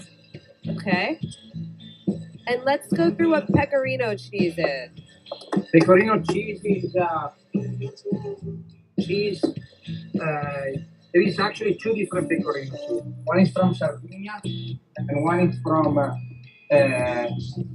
Rome. So there is Pecorino Romano and Pecorino Sardo. Pecorino Romano is from Rome. It's more salty. It's a little bit more cured, a little bit more aged. Sorry, not cured. Okay. And it's more for grating. So if you wanna make, like, if you're gonna grate on the pasta, it's better than Romano. The Sardo is more soft. So it's good to eat by itself, you know, like the taleggio. This is because I was actually eating some cheeses with the jam earlier Nice. for snacks. And And this is pecorino. actually pecorino sardo, which is semi-soft. Yeah. Beautiful. And then And this is- pecorino means sheep, correct? So anything that's Pecorino means, absolutely, sorry, I missed that. Pecorino No, it's means pecora is sheep. Pecorino is basically sheep's milk. beautiful. So it's got a different flavor than like a parmigiano. Absolutely, it's more, it's a little bit more gamey. Yeah, right? In the shape. And then I crack in the pecorino, I crack a lot of black pepper. Beautiful.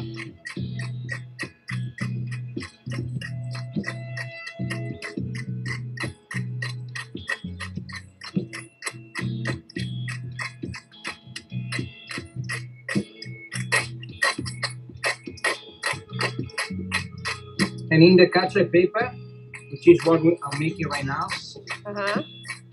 you want the pepper to be cracked like this. Like kind a of butcher coarse? pepper. Coarse, exactly. And so what are you putting in that bowl right now, Simone? Can you just go over that for a second? Pecorino cheese and cracked pepper. And this is for the cacio e pepe, which That's is a the cacio e different pepe. Cacio, pecorino, pepper. Cacio e pepe. Good. Cacio. What does cacio mean? Isn't it like the game? Cacio is a cacio cavallo cheese, Oh, it's which after is made with sheep's milk. So it's a pecorino cheese. Interesting. And is cacio e pepe from a certain region in Italy, or is it kind of like a... It's from Rome. It is from Rome. Oh, cool. Yeah. And that's a nice, simple thing you can do at home, late at night. Takes very little preparation. Oh yeah, as you can see over there, I just put the cheese and the pepper in the bowl. You cook your pasta, and you put your pasta inside the sauce, the tongue. Put your pasta inside the pecorino and the pepper. You get a nice little bit of water. Beautiful. That's the pasta water that I saved earlier.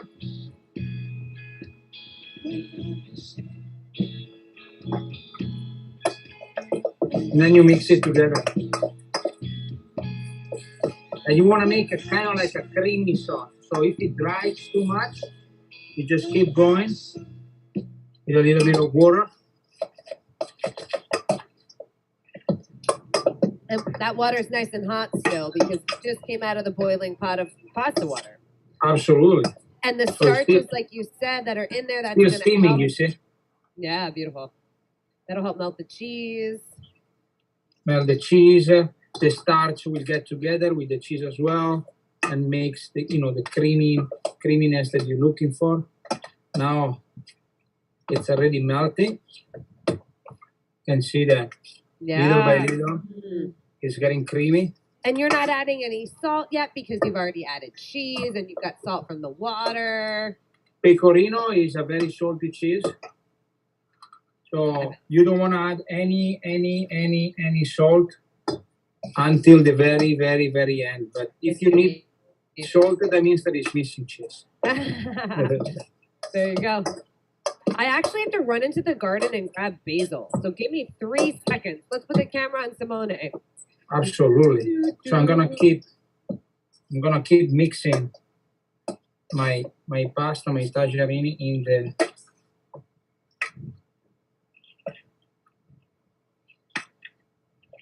in the pecorino cheese. Little bit more water.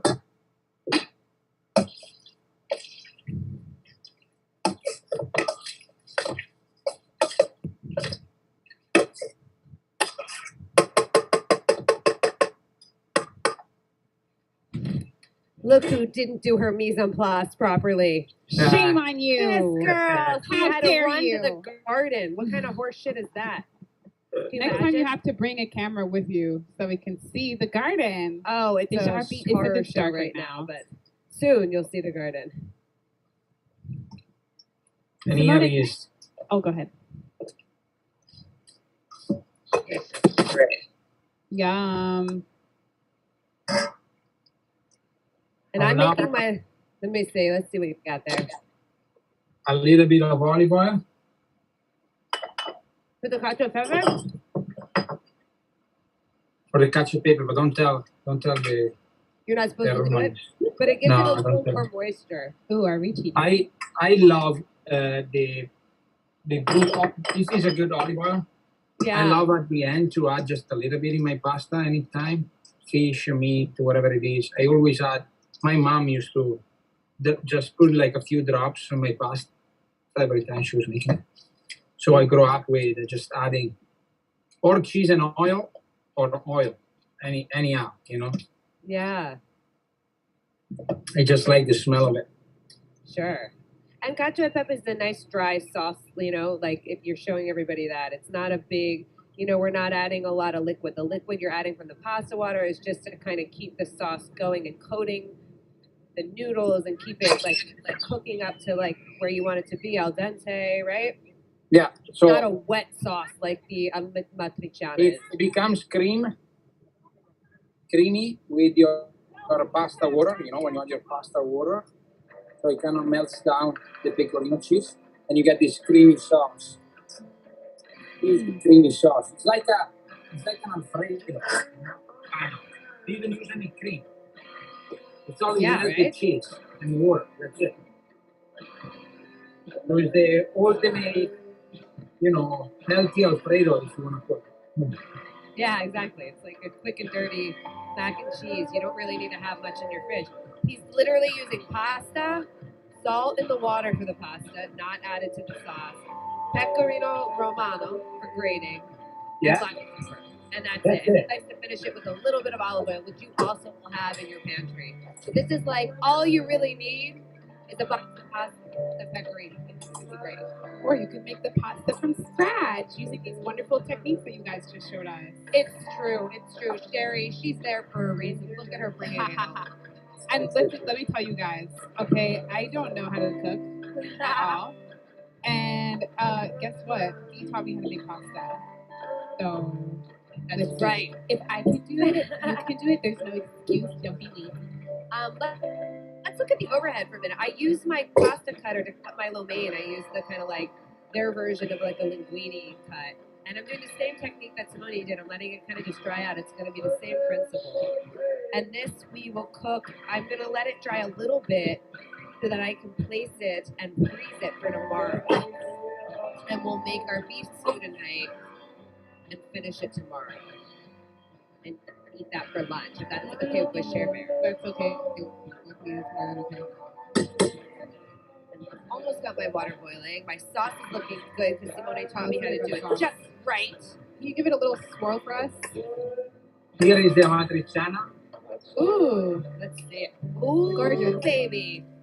So can you describe how you just, a lot of Americans don't understand this, when you're finished with your pasta, when you're finished cooking your pasta, you want to put it in the sauce while it's still on the heat, right? And kind of Absolutely. give it, talk us through this process for a minute, Simone.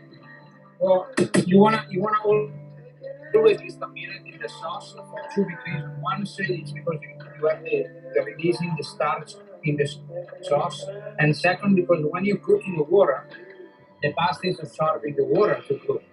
If it cooks in a sauce, the pasta absorbs the sauce. Yeah. So when you actually get your noodle, only the pasta, one piece, so you take it out of the sauce and you eat it, you actually have the entire taste of the dish because it cooks in the sauce for a minute. Exactly. Don't miss that step when you're making pasta. It's so easy. Just throw that strained pasta back in your sauce. It's always good to reserve water, like Simone said, in case your sauce needs a little more juice. And just cook it for a couple minutes, a minute, 2 minutes, whatever. Yeah. Ooh, Take the are you pasta. plating? Oh my god, it's Ooh, almost he's tasty time. plating. It's almost tasty time. I can bottle it up, you can choke it back, saying this and that while it hits the floor. You could set me aside. Oh my god, that looks beautiful. Look at that beautiful heat. Everything's so fucked, but I feel okay. This is the dark that makes me bruisey. Scusi. It's an awful sight. It's a parasite that makes me woozy. This mount is so great. Simone, I don't know if you can tell with this overhead camera we have, I actually just mounted something to the ceiling, a camera mount, and then we just get a stick out. And then that's that. Oh, we have to get the light though. And everything you do. As a shadow. But it's been very helpful. Well, I'm jealous about your setup, you know that, right? I know, I got to design it, so it's different. Once you have your forever home or your kitchen, you'll have your own setup. I'm sure it'll be way better than that. Absolutely. That's what I'm willing to. Yeah, right? Can't wait. Oh my goodness. So, and here, The cacio e pepe. Oh my god. I hope you're fucking hungry, Simone. Are you eating both of those? not all of it. I I A love little your bit of both. pasta fork. What is that called? That tool you're using? Oh, this is a tweezer. Oh. I love it. But they're cooking tweezers? They're like serving tweezer. You know, when you put a garnish Yeah. or so they are ergonomic. You know. Yeah. Ah. So when you're doing a lot of stir fry, which classically we would do with the lo mein, folks use really long chopsticks. It's a similar idea. Love You're those. forking and it helps you kind of like, this takes a little, this is harder. I'm struggling. But like, yeah, it's the same principle. It helps you kind of like grab and shape the pasta if that works for you. Yeah. I'm into it. And of course, least but not last, Last but not least. last but not least. Sorry. Least but not last. What is this? Of course. Talk to us. Pecorino cheese. More of the freshly grated pecorino romano. Oh, your sister Sarah says you're making her hungry. Oh man, Sarah, it must be the middle of the night. She's probably ready for some cacio e pepe, huh? Over there, it's like, oh, geez, it's 3 a.m. in the morning. Yeah. I hear you, girl. We'll be up that late eating pasta. Oh my goodness. We have like 6 courses left. Oh no, look. Oh no, Sherry's coming around. Oh no, Simone, you'll like this part. We're gonna take a quick toast before we eat. Oh, I guess I'm doing it. Oh, Jesus. Oh God, look what she does to me. I love it. I love every minute.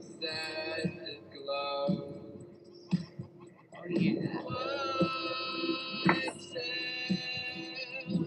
Woo-hoo-hoo. I'm gonna die. Cheers. Cheers, baby. Cheers. We'll get you back on the screen for a memento. I thought about opening wine and I was like, I'm going to consume so many calories through the food alone. I'm going to drink fucking vodka. Yeah, it's true. You know, I got a bottle of tequila on the back. Oh, you know, we should do a tequila together. I could use a tequila shot really badly. Yeah. You sip if you need to, Simone, but I'm going to pour a little tequila. Oh, Tequila mockingbird. Tequila and pasta. big ice cube always. Oh yes. Beautiful, beautiful. Gorgeous. He's doing the classy version of tequila. I mean, we're drinking the lovely 100% agave, but we're going to just have a shot. Oh, but we Sure, have it in back your over fancy shot shot? glasses. A little shot. You want to do a little shot with us? Absolutely. I wish we could fucking do side by side on Zoom. It's so. Oh wait, I that know. grid. Here we go. Anyone who's got them, let's have a quick little toasty poo. Let me really quick now. I love he's got it in a little like garnish dish. I know, it's awesome. Cheers. That's the right way to do a shot if you're a chef. Cheers.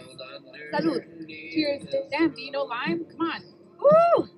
No lime, girl. I know you can. No handle lime. it. You can handle it. You can handle it. Oh, I'm exercising it out. Let's see your beautiful dishes for tasty time, Simone. Oh yeah. my God, you did such a lovely job plating. Hold on. I mean, I would expect no less Stepped from away the for a amazing second. Simone. He's a brilliant chef. And if you live in Florida, you should I put your know mask we on. cannot sponsorize anyone, right? No, not until they pay us. Not until they pay us. But we can encourage people to come and visit you and give you a nice tip. Yeah, And I love to add my tequila blood orange soda from is here. that the Pellegrino? Oh wait. Oh shit! No. We're gonna delete that. It's like a It'll get swear word. muted. I said that before, yeah. But yeah, Arancia Rosa, blood orange. I just took a bond rip, Simone. What do you want from me? Are we gonna have another drink? He just took a shot and now he's having another drink. Well, just a sip. You're a champion. Look at your beautiful dishes. Let's have one nice shot of them. Do you want me to Get down there with the Yeah, do you want me to go to your other camera or is this good for you? Oh, yeah. Yeah? Oh, Bellissimo! beautiful. We have the tangerine alla matriciana and then Matriciana there we go.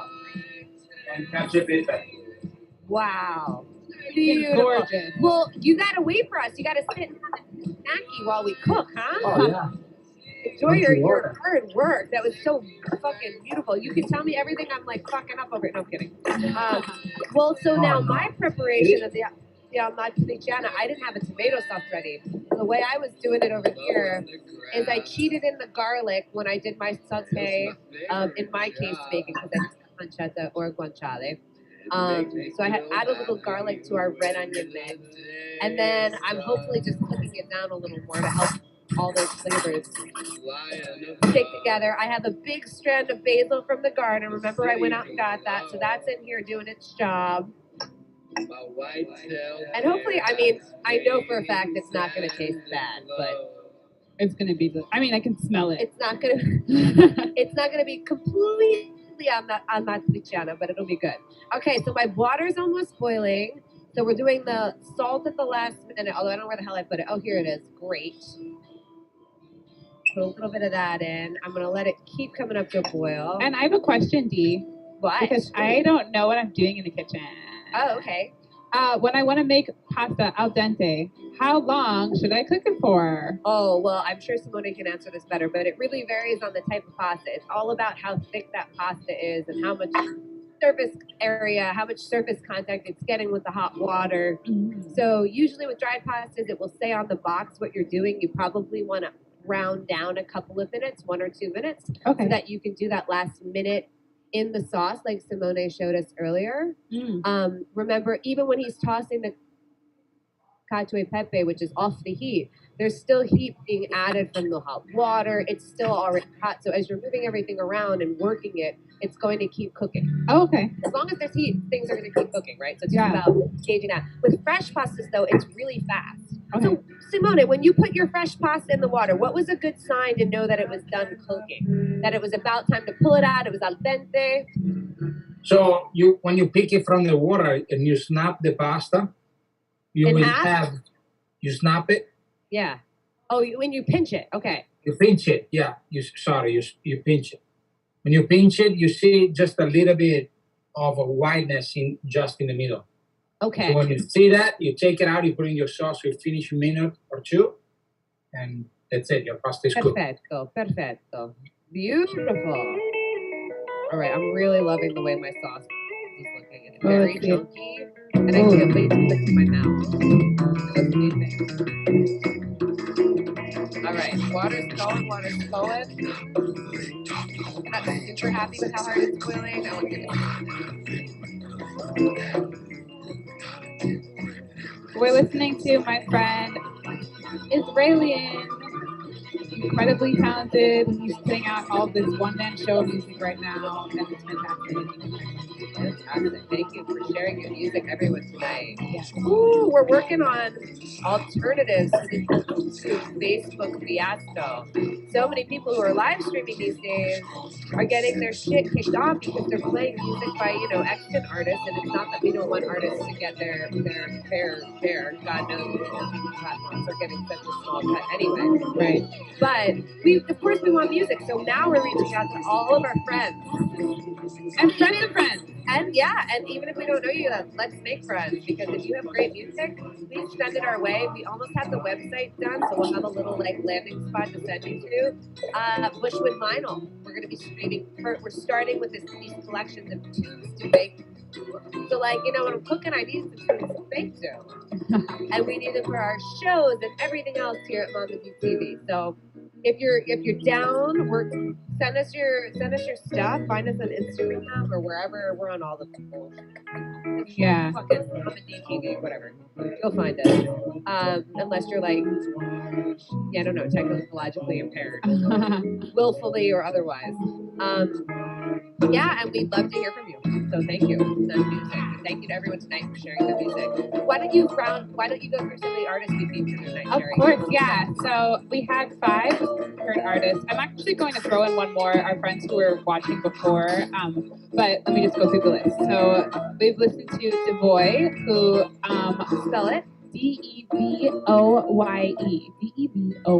who you can find on Bandcamp. You can also find him on Spotify if you want to follow him on Instagram as well. And he was doing some of that really fun, dancey, kind of trap feel music with a little bit of singing, but it's mostly instrumental. So that was DEVOYE, again, DEVOYE. We also heard some Nephew Swap. Nephew Swap, I forget where they're based. Where are they based? Hold on, I'm gonna look it up. Oh my god, like where are they based? But actually, I learned about Nephew Swap through my friends who were joining the call earlier. My friend Kiki, whose birthday was today. They made friends on the internet because they used to watch listen to our radio show. Randomly, they just found us on the internet and we made friends. It was kind of a cute little serendipitous thing.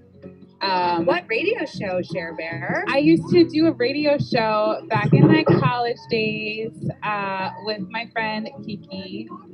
Awesome. Whose birthday it was. Whose birthday it was. And it was called Horoscope. So it was like the word horoscope, but horror. So we would do kind of funny astrology readings for people, and we would play scary music, but also not scary music. So that's how we found Nephew Swap. And then the other artists that we listened to today, we listened to Mature Dream, who is based in our hub here, Bushwood, New York City. He's kind of a one-man show. He writes his songs, but he performs in bands, and typically when it's not COVID season, he is traveling around New York City playing live shows. And they've got a great, very tight band together. So it was Mature Dream. So we have DEVOYE, Mature Dream, Nephew Swap. Now we're listening to Dylan Israelian, who's based in Long Island, New York. This song is called How the Moss is Coified, and Dylan's music is super cool. He writes these like crazy poems to go with his songs, and as you can hear, he's pretty virtuosic on the guitar and several other instruments. This is all one person playing the song. Yeah. And last but not least, we listened to a little bit of our friend, also based in Bushwood, New York City, Talking Rings, who is a DJ and house music duo. They're brothers. We love Talking Rings. Yes. They played at the Speakeasy a million times. Frankie and Gabrielle. And they're just fucking fun as hell. They're fantastic. Frankie and Gabrielle, they're fun as hell. Yes, ma'am. And they're house music DJs and composers. They also do film scoring. They are releasing a documentary this year, potentially next year. As sure everyone knows, we've all been slowed down a little bit this year. They're releasing a documentary about the house music scene here in Bushwood, New York City, which I'm very excited about. And they scored it, and they also contributed to some of the writing and filming of that. So it's Talking Rings.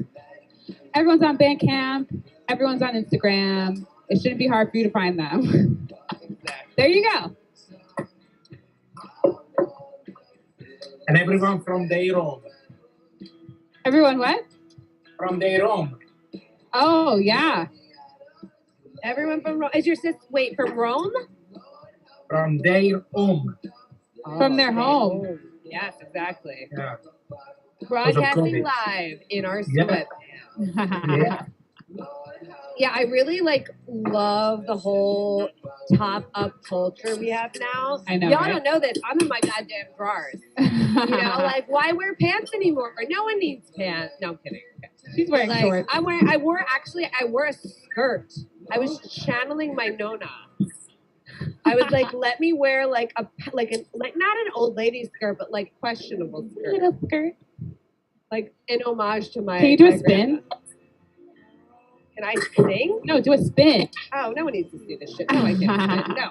All right, I'm gonna play it a little too. Oh, I can't wait. Well, oh my god. My problem is my show space is also my pasta space. So let's see what happens. Oh, that's a gnarly bowl.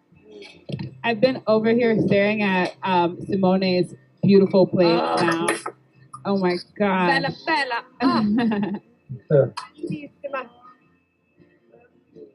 Oh shit. Well, I shit the bed on that plating, but that's okay. It doesn't matter. You just wipe it off. Right. That's what all the chefs do. And you got to wipe off down below the hairline. You got to think about this. You got to think Love about it. this like President Fuckface thinks about his fucking hair. Oh, You know, you got to cheat it a little bit. love it.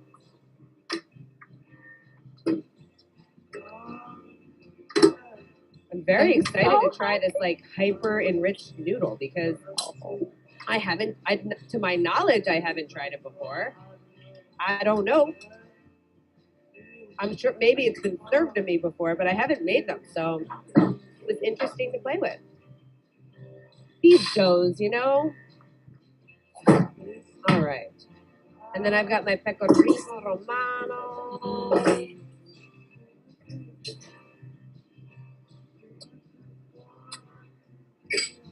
All right. I'm gonna do a touch of black pepper on top for aromatics because I love black pepper. I'm just like Simone. I love black pepper. Ooh. All right, Share Bear. It's a tasty time. All right, don't bring your mouth, Phoebe. Okay, thank you.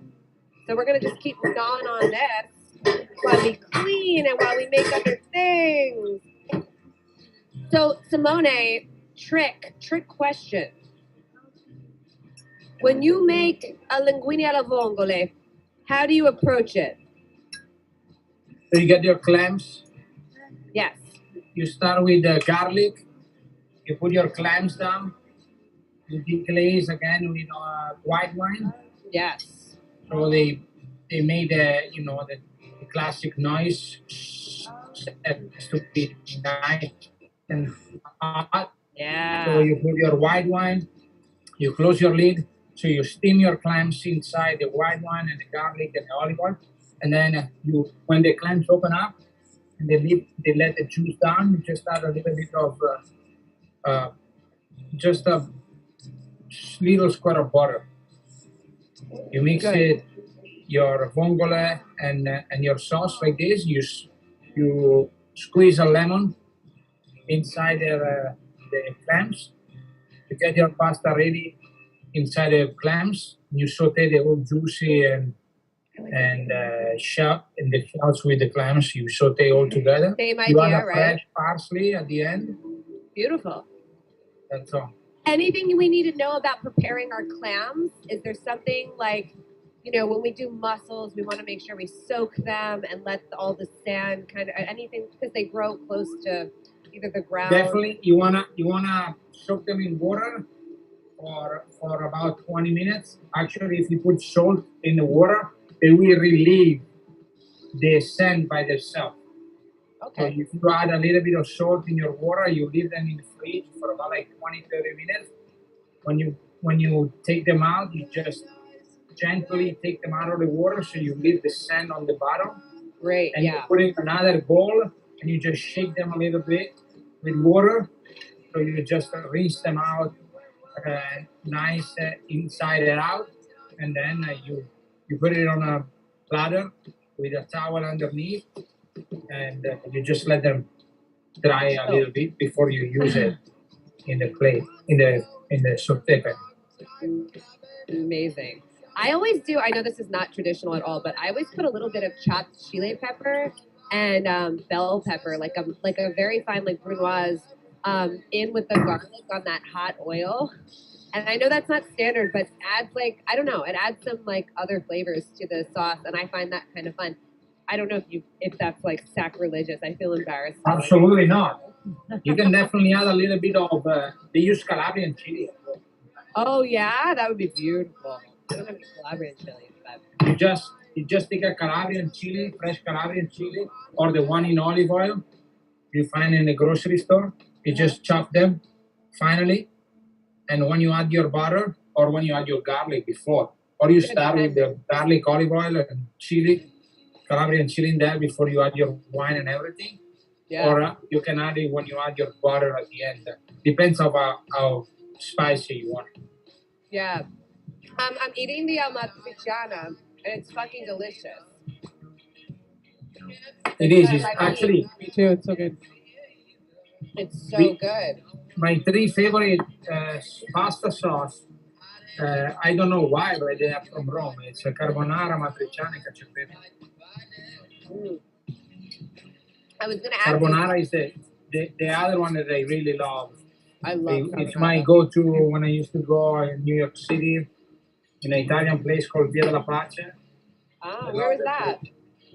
It's in the East Village, 2nd cool. Avenue, between actually 7th Street, between 2nd and 1st Avenue. What was the name again? Via della Pace. Via della Pace. Yeah. I worked right around the corner from there. Holy shit. I forgot about that place. Is it still open? I'm not very sure because what happened is that in the building there was a fire. Oh shit. Oh. So I don't know if they will be able to reopen or they still closed yet. Depends on what the building department. Totally. Yeah, it's a mess. Plus now with COVID, it's even worse. Yeah. Well, I'm glad you're still cooking. Because it's dark times right now, so. I'm cleaning it up. Yeah. All right. Well, I'm gonna take my clams and prepare them. This is not on the menu, but Shari went to the fishmonger yesterday, and she's like, I was like, ooh, we got some tuna. I made some poke for lunch, but I was like, ooh, if they have clams, we're making pasta tomorrow. Maybe grab some and we'll do like an alla vongole. I actually have it on the menu. Oh, you do alla vongole down in Florida? Yeah. That makes sense. We do it with garlic butter. So we do like a compound butter with garlic and parsley. Ooh. And we added, instead of like regular butter, we add this garlic butter at the end. Oh. And also we pre-cook some clams. We make clam stock. Nice. That's nice. We add just a little bit, so to make it more juicy, a little more flavor. We add a little bit of clam juice. Of course. I forget all my Italian, guys. Next time Simone's on, give it like a few months so I can learn some shit. I forget all my Italian, and we can just like, I can just be an asshole and be like, I'm gonna talk in Italian to you. And Sherry will be over here trying to do subtitles. You gotta get my sister comment in Italian. Man. Yeah. Oh my God. I'll be like, I don't know what that means. I'm pretending. I'm pretending. I'm gonna try to pronounce it. Yeah, that'll be fun. Oh my goodness. Oh my God, I love eating. This is so delicious. This pasta is so good. Yeah, it's fantastic. I mean, I cut ours way too wide, Simone. I did not do a good job of cutting. I didn't have enough. Yeah, it's like I do this every day, so. Yeah, I'm not. It's challenging.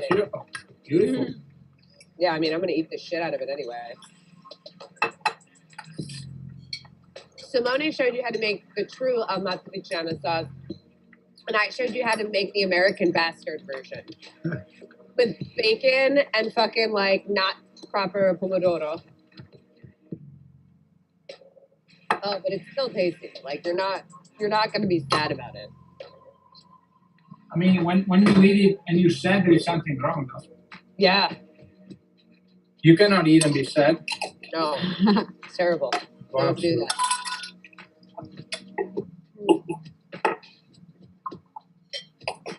I love fresh pasta. Mm-hmm. It's a different world. It's just a different thing from dried pasta. I mean, I love dried pasta too, but I like definitely fresh pasta more than dried pasta. Yeah, it's got more personality, I find. The taste and the texture is definitely different. Yeah. Of course, if you buy, you gotta buy the dry because buying dry egg noodles, like egg pasta, dry is not worth it. It seems really weird to me. I'm like, what are you doing? If you want to taste egg pasta, you want a fresh made. And it's really not hard. If you want to go buy the dry one. It's fine. You get, you choose your favorite brand. Yeah. There is million different brands. Yeah. I have a couple of my favorites. What is your favorite brand that you can find in supermarkets? And then what are your favorite brands that are not? Okay, so The one that you can find everywhere is the Cecco. The check. The Cecco. But if you find a pasta di Martino or Garofalo, those are more, you gotta go like Whole Food sometimes, Trader Joe's, they run different sometimes, but it's difficult to find. The classic one is Cecco. I like because it keeps al dente, it doesn't overcook. I like it because steak doesn't break. Barilla, you cook it, it breaks. Yeah, it disintegrates. Huh, they're probably using better wheat, right? They dry better. Yeah. They dry the pasta better. Oh, is that what it is? And that's what helps it hold its Dehydrating process is it's very important in the pasta. So how do they do it? If you push it too far, you know, you want to make a lot of pasta, you know, so you put it in the oven and you dry it. The gluten doesn't develop as much as dry slowly. Interesting. So that's what it makes the difference in the pasta. What temperature oven do you have to dry? I know you guys are doing this at SCUSI. What temperature We oven? don't dry the pasta. We do the pasta that we make with the strudel. We let it air dry for about like an hour. Okay. Portion it and we use it. Okay, understood. We don't over dry the pasta. That process it's very difficult. Yeah. You gotta know the type of pasta you're doing. You gotta try different multiple ways because it's not gonna happen the first time. Because when it dries, if it's not proper made, it breaks when it dries, or it breaks when you cook it. You know, it has to be, you know, the amount of the ingredient that you use and amount of the ingredient you use has to be just right. Specific for also the place that you are doing. Because in Florida is different than New York. The water in Florida is different than the water in New York City. Yeah. The humidity in Florida is different than the humidity in New York City, sorry. And in Italy as well. Yeah. So it's crazy, it's right? like making the pizza dough. Yeah, I was going to say it's the same story with bread. Anytime you're doing flour and water, if those are the only ingredients, save like a pinch of salt. You better have good water and good flour because that's all you're eating. I'm telling you, we use for the restaurant for SCUSI.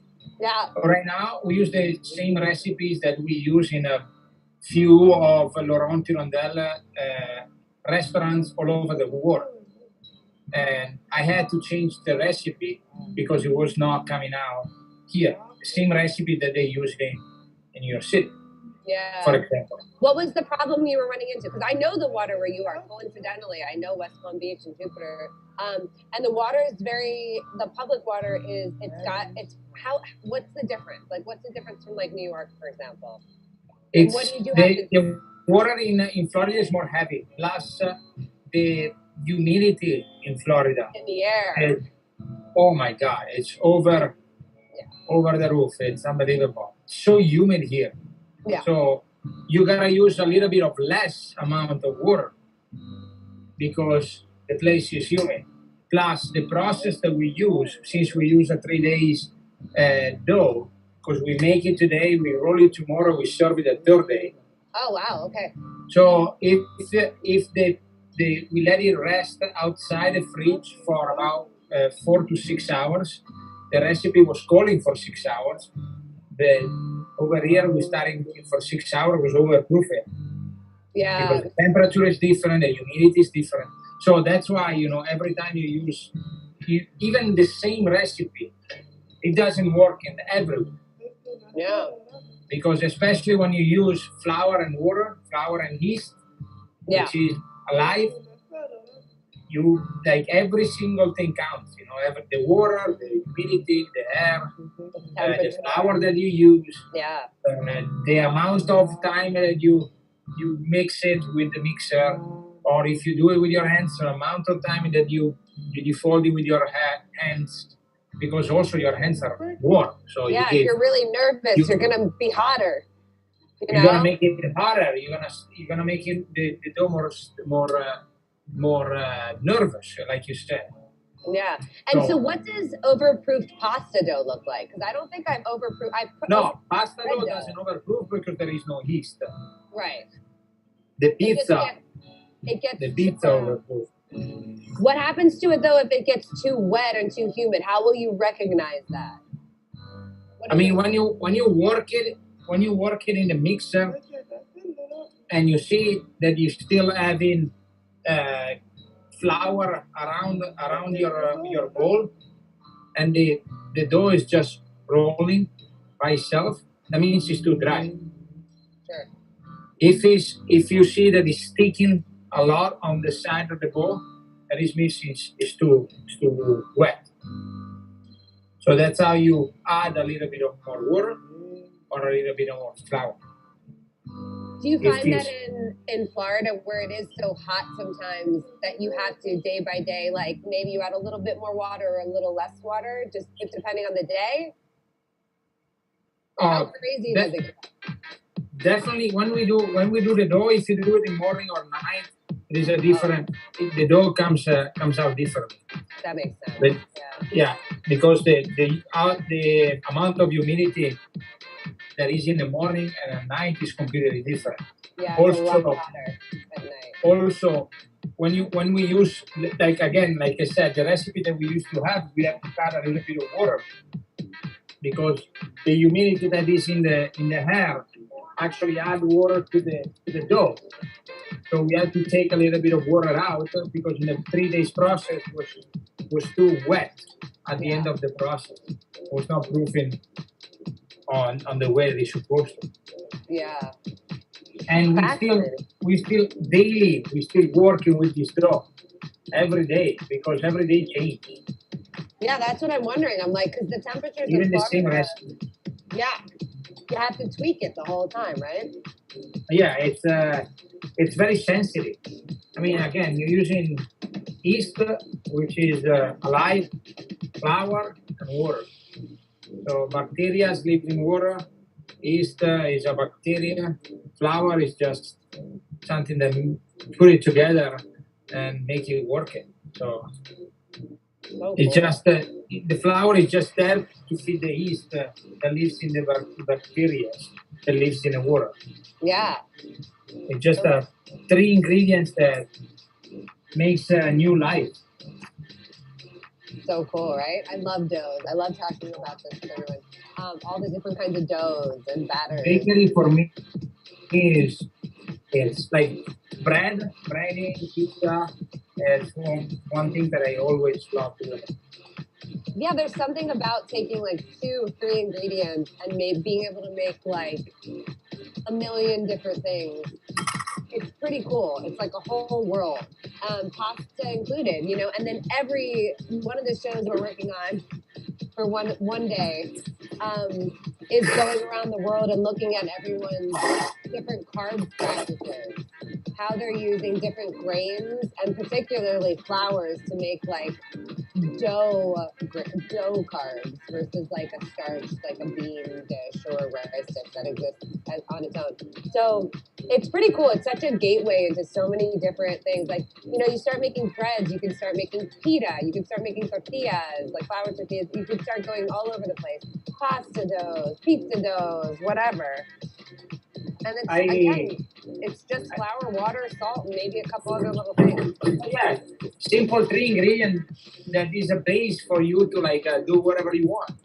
Exactly. I don't know if I told you, but when I was 21 years old, I opened up a bakery in Italy. Oh, really? Tell us about it. Where was this? In your town in Brescia? It was the craziest thing I ever done. I was too young for it. It's a lot of work. Oh yeah, we were going to work like at 3 a.m. in the morning. And what were you guys doing?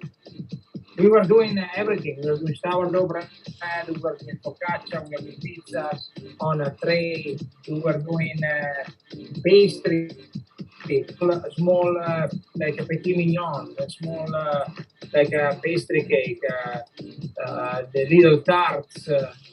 we were doing beignets. We were doing a lot of cakes. Wow, all of it. A lot of things. Wow, and where was this? Was this in your hometown in Was, Brescia? yeah, in my hometown. I did it for a year and a half. 1 year and 18 months. Wow. That's how it lasted. And then I decided to go back to the kitchen. I was 21, it was too much. My friends were going out and I was going to work. Yeah, I was going to say, if you're going to work at 3, that's a different schedule for a 21-year-old. My night was Thursday night. There was a club very close to the bakery, to the store. So I was going to this club until 2 a.m. 3 a.m. in the morning. And then the club was actually closing at 3 a.m. And I was saying bye to my friends. They were going to sleep. I was going to work. Oh, brutal. That was my night, my hanging out night. Once a week. And that was Saturday because Sunday we were closed. Wow. So Friday night, 11:30 midnight, going to work because you make a double bread. Oh wow. Because you make it for Saturday and Sunday because Sunday you close. Yeah. So your customer cannot be without bread on a Sunday. No, you got to stock up on Saturday. Exactly. So we do double bread on Saturday. That's so much work. So we go in there 11:30, midnight. Depends on how much work you have to do. Yeah. Oh God, Simone, this is so fun. Where happened to your cheese plate? You finished? Oh yeah, I just put away my last piece. I have a couple of crackers left over. What do you call those in Italian? This one? Yeah. Crackers? You just say crackers? Yeah. I mean, depends on those ones. I got it actually. Those ones I got it at Whole Food. My wife actually got it. They are everything Parmesan crisps. Oh, nice. They're not bad at all. Yeah. I like them. Are crostini are more of like a breadstick? Crostini are when you get like a baguette, you slice the baguette. Mm-hmm. So small pieces of bread, you call it crostini. Do you toast it as well? You toast it and then? Yeah, you toast it. Crostini is called crostini because they crunch it. So they call the crust. The crosta is the outside, the skin of the bread. So it's crunchy. So crostini because they crack, Nice. And the bruschetta is in the opposite of the crostini is the bruschetta, because bruschetta you get the actually slice of bread and you toast the slice of bread so it's crunchy outside but soft in the middle. Yeah. And then you add on tomatoes, garlic, or anchovies or lardo, and you do a bruschetta with whatever you want. Is bruschetta isn't particular to the tomato version, right? It's a term for the whole Bruschetta is a piece of bread that is brushed with garlic and olive oil.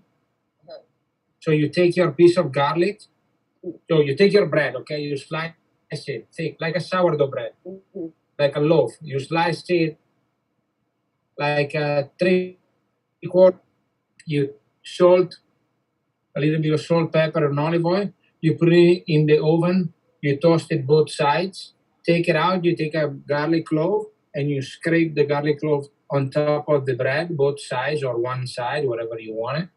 And that is called bruschetta. Beautiful. And then you add on whatever you want.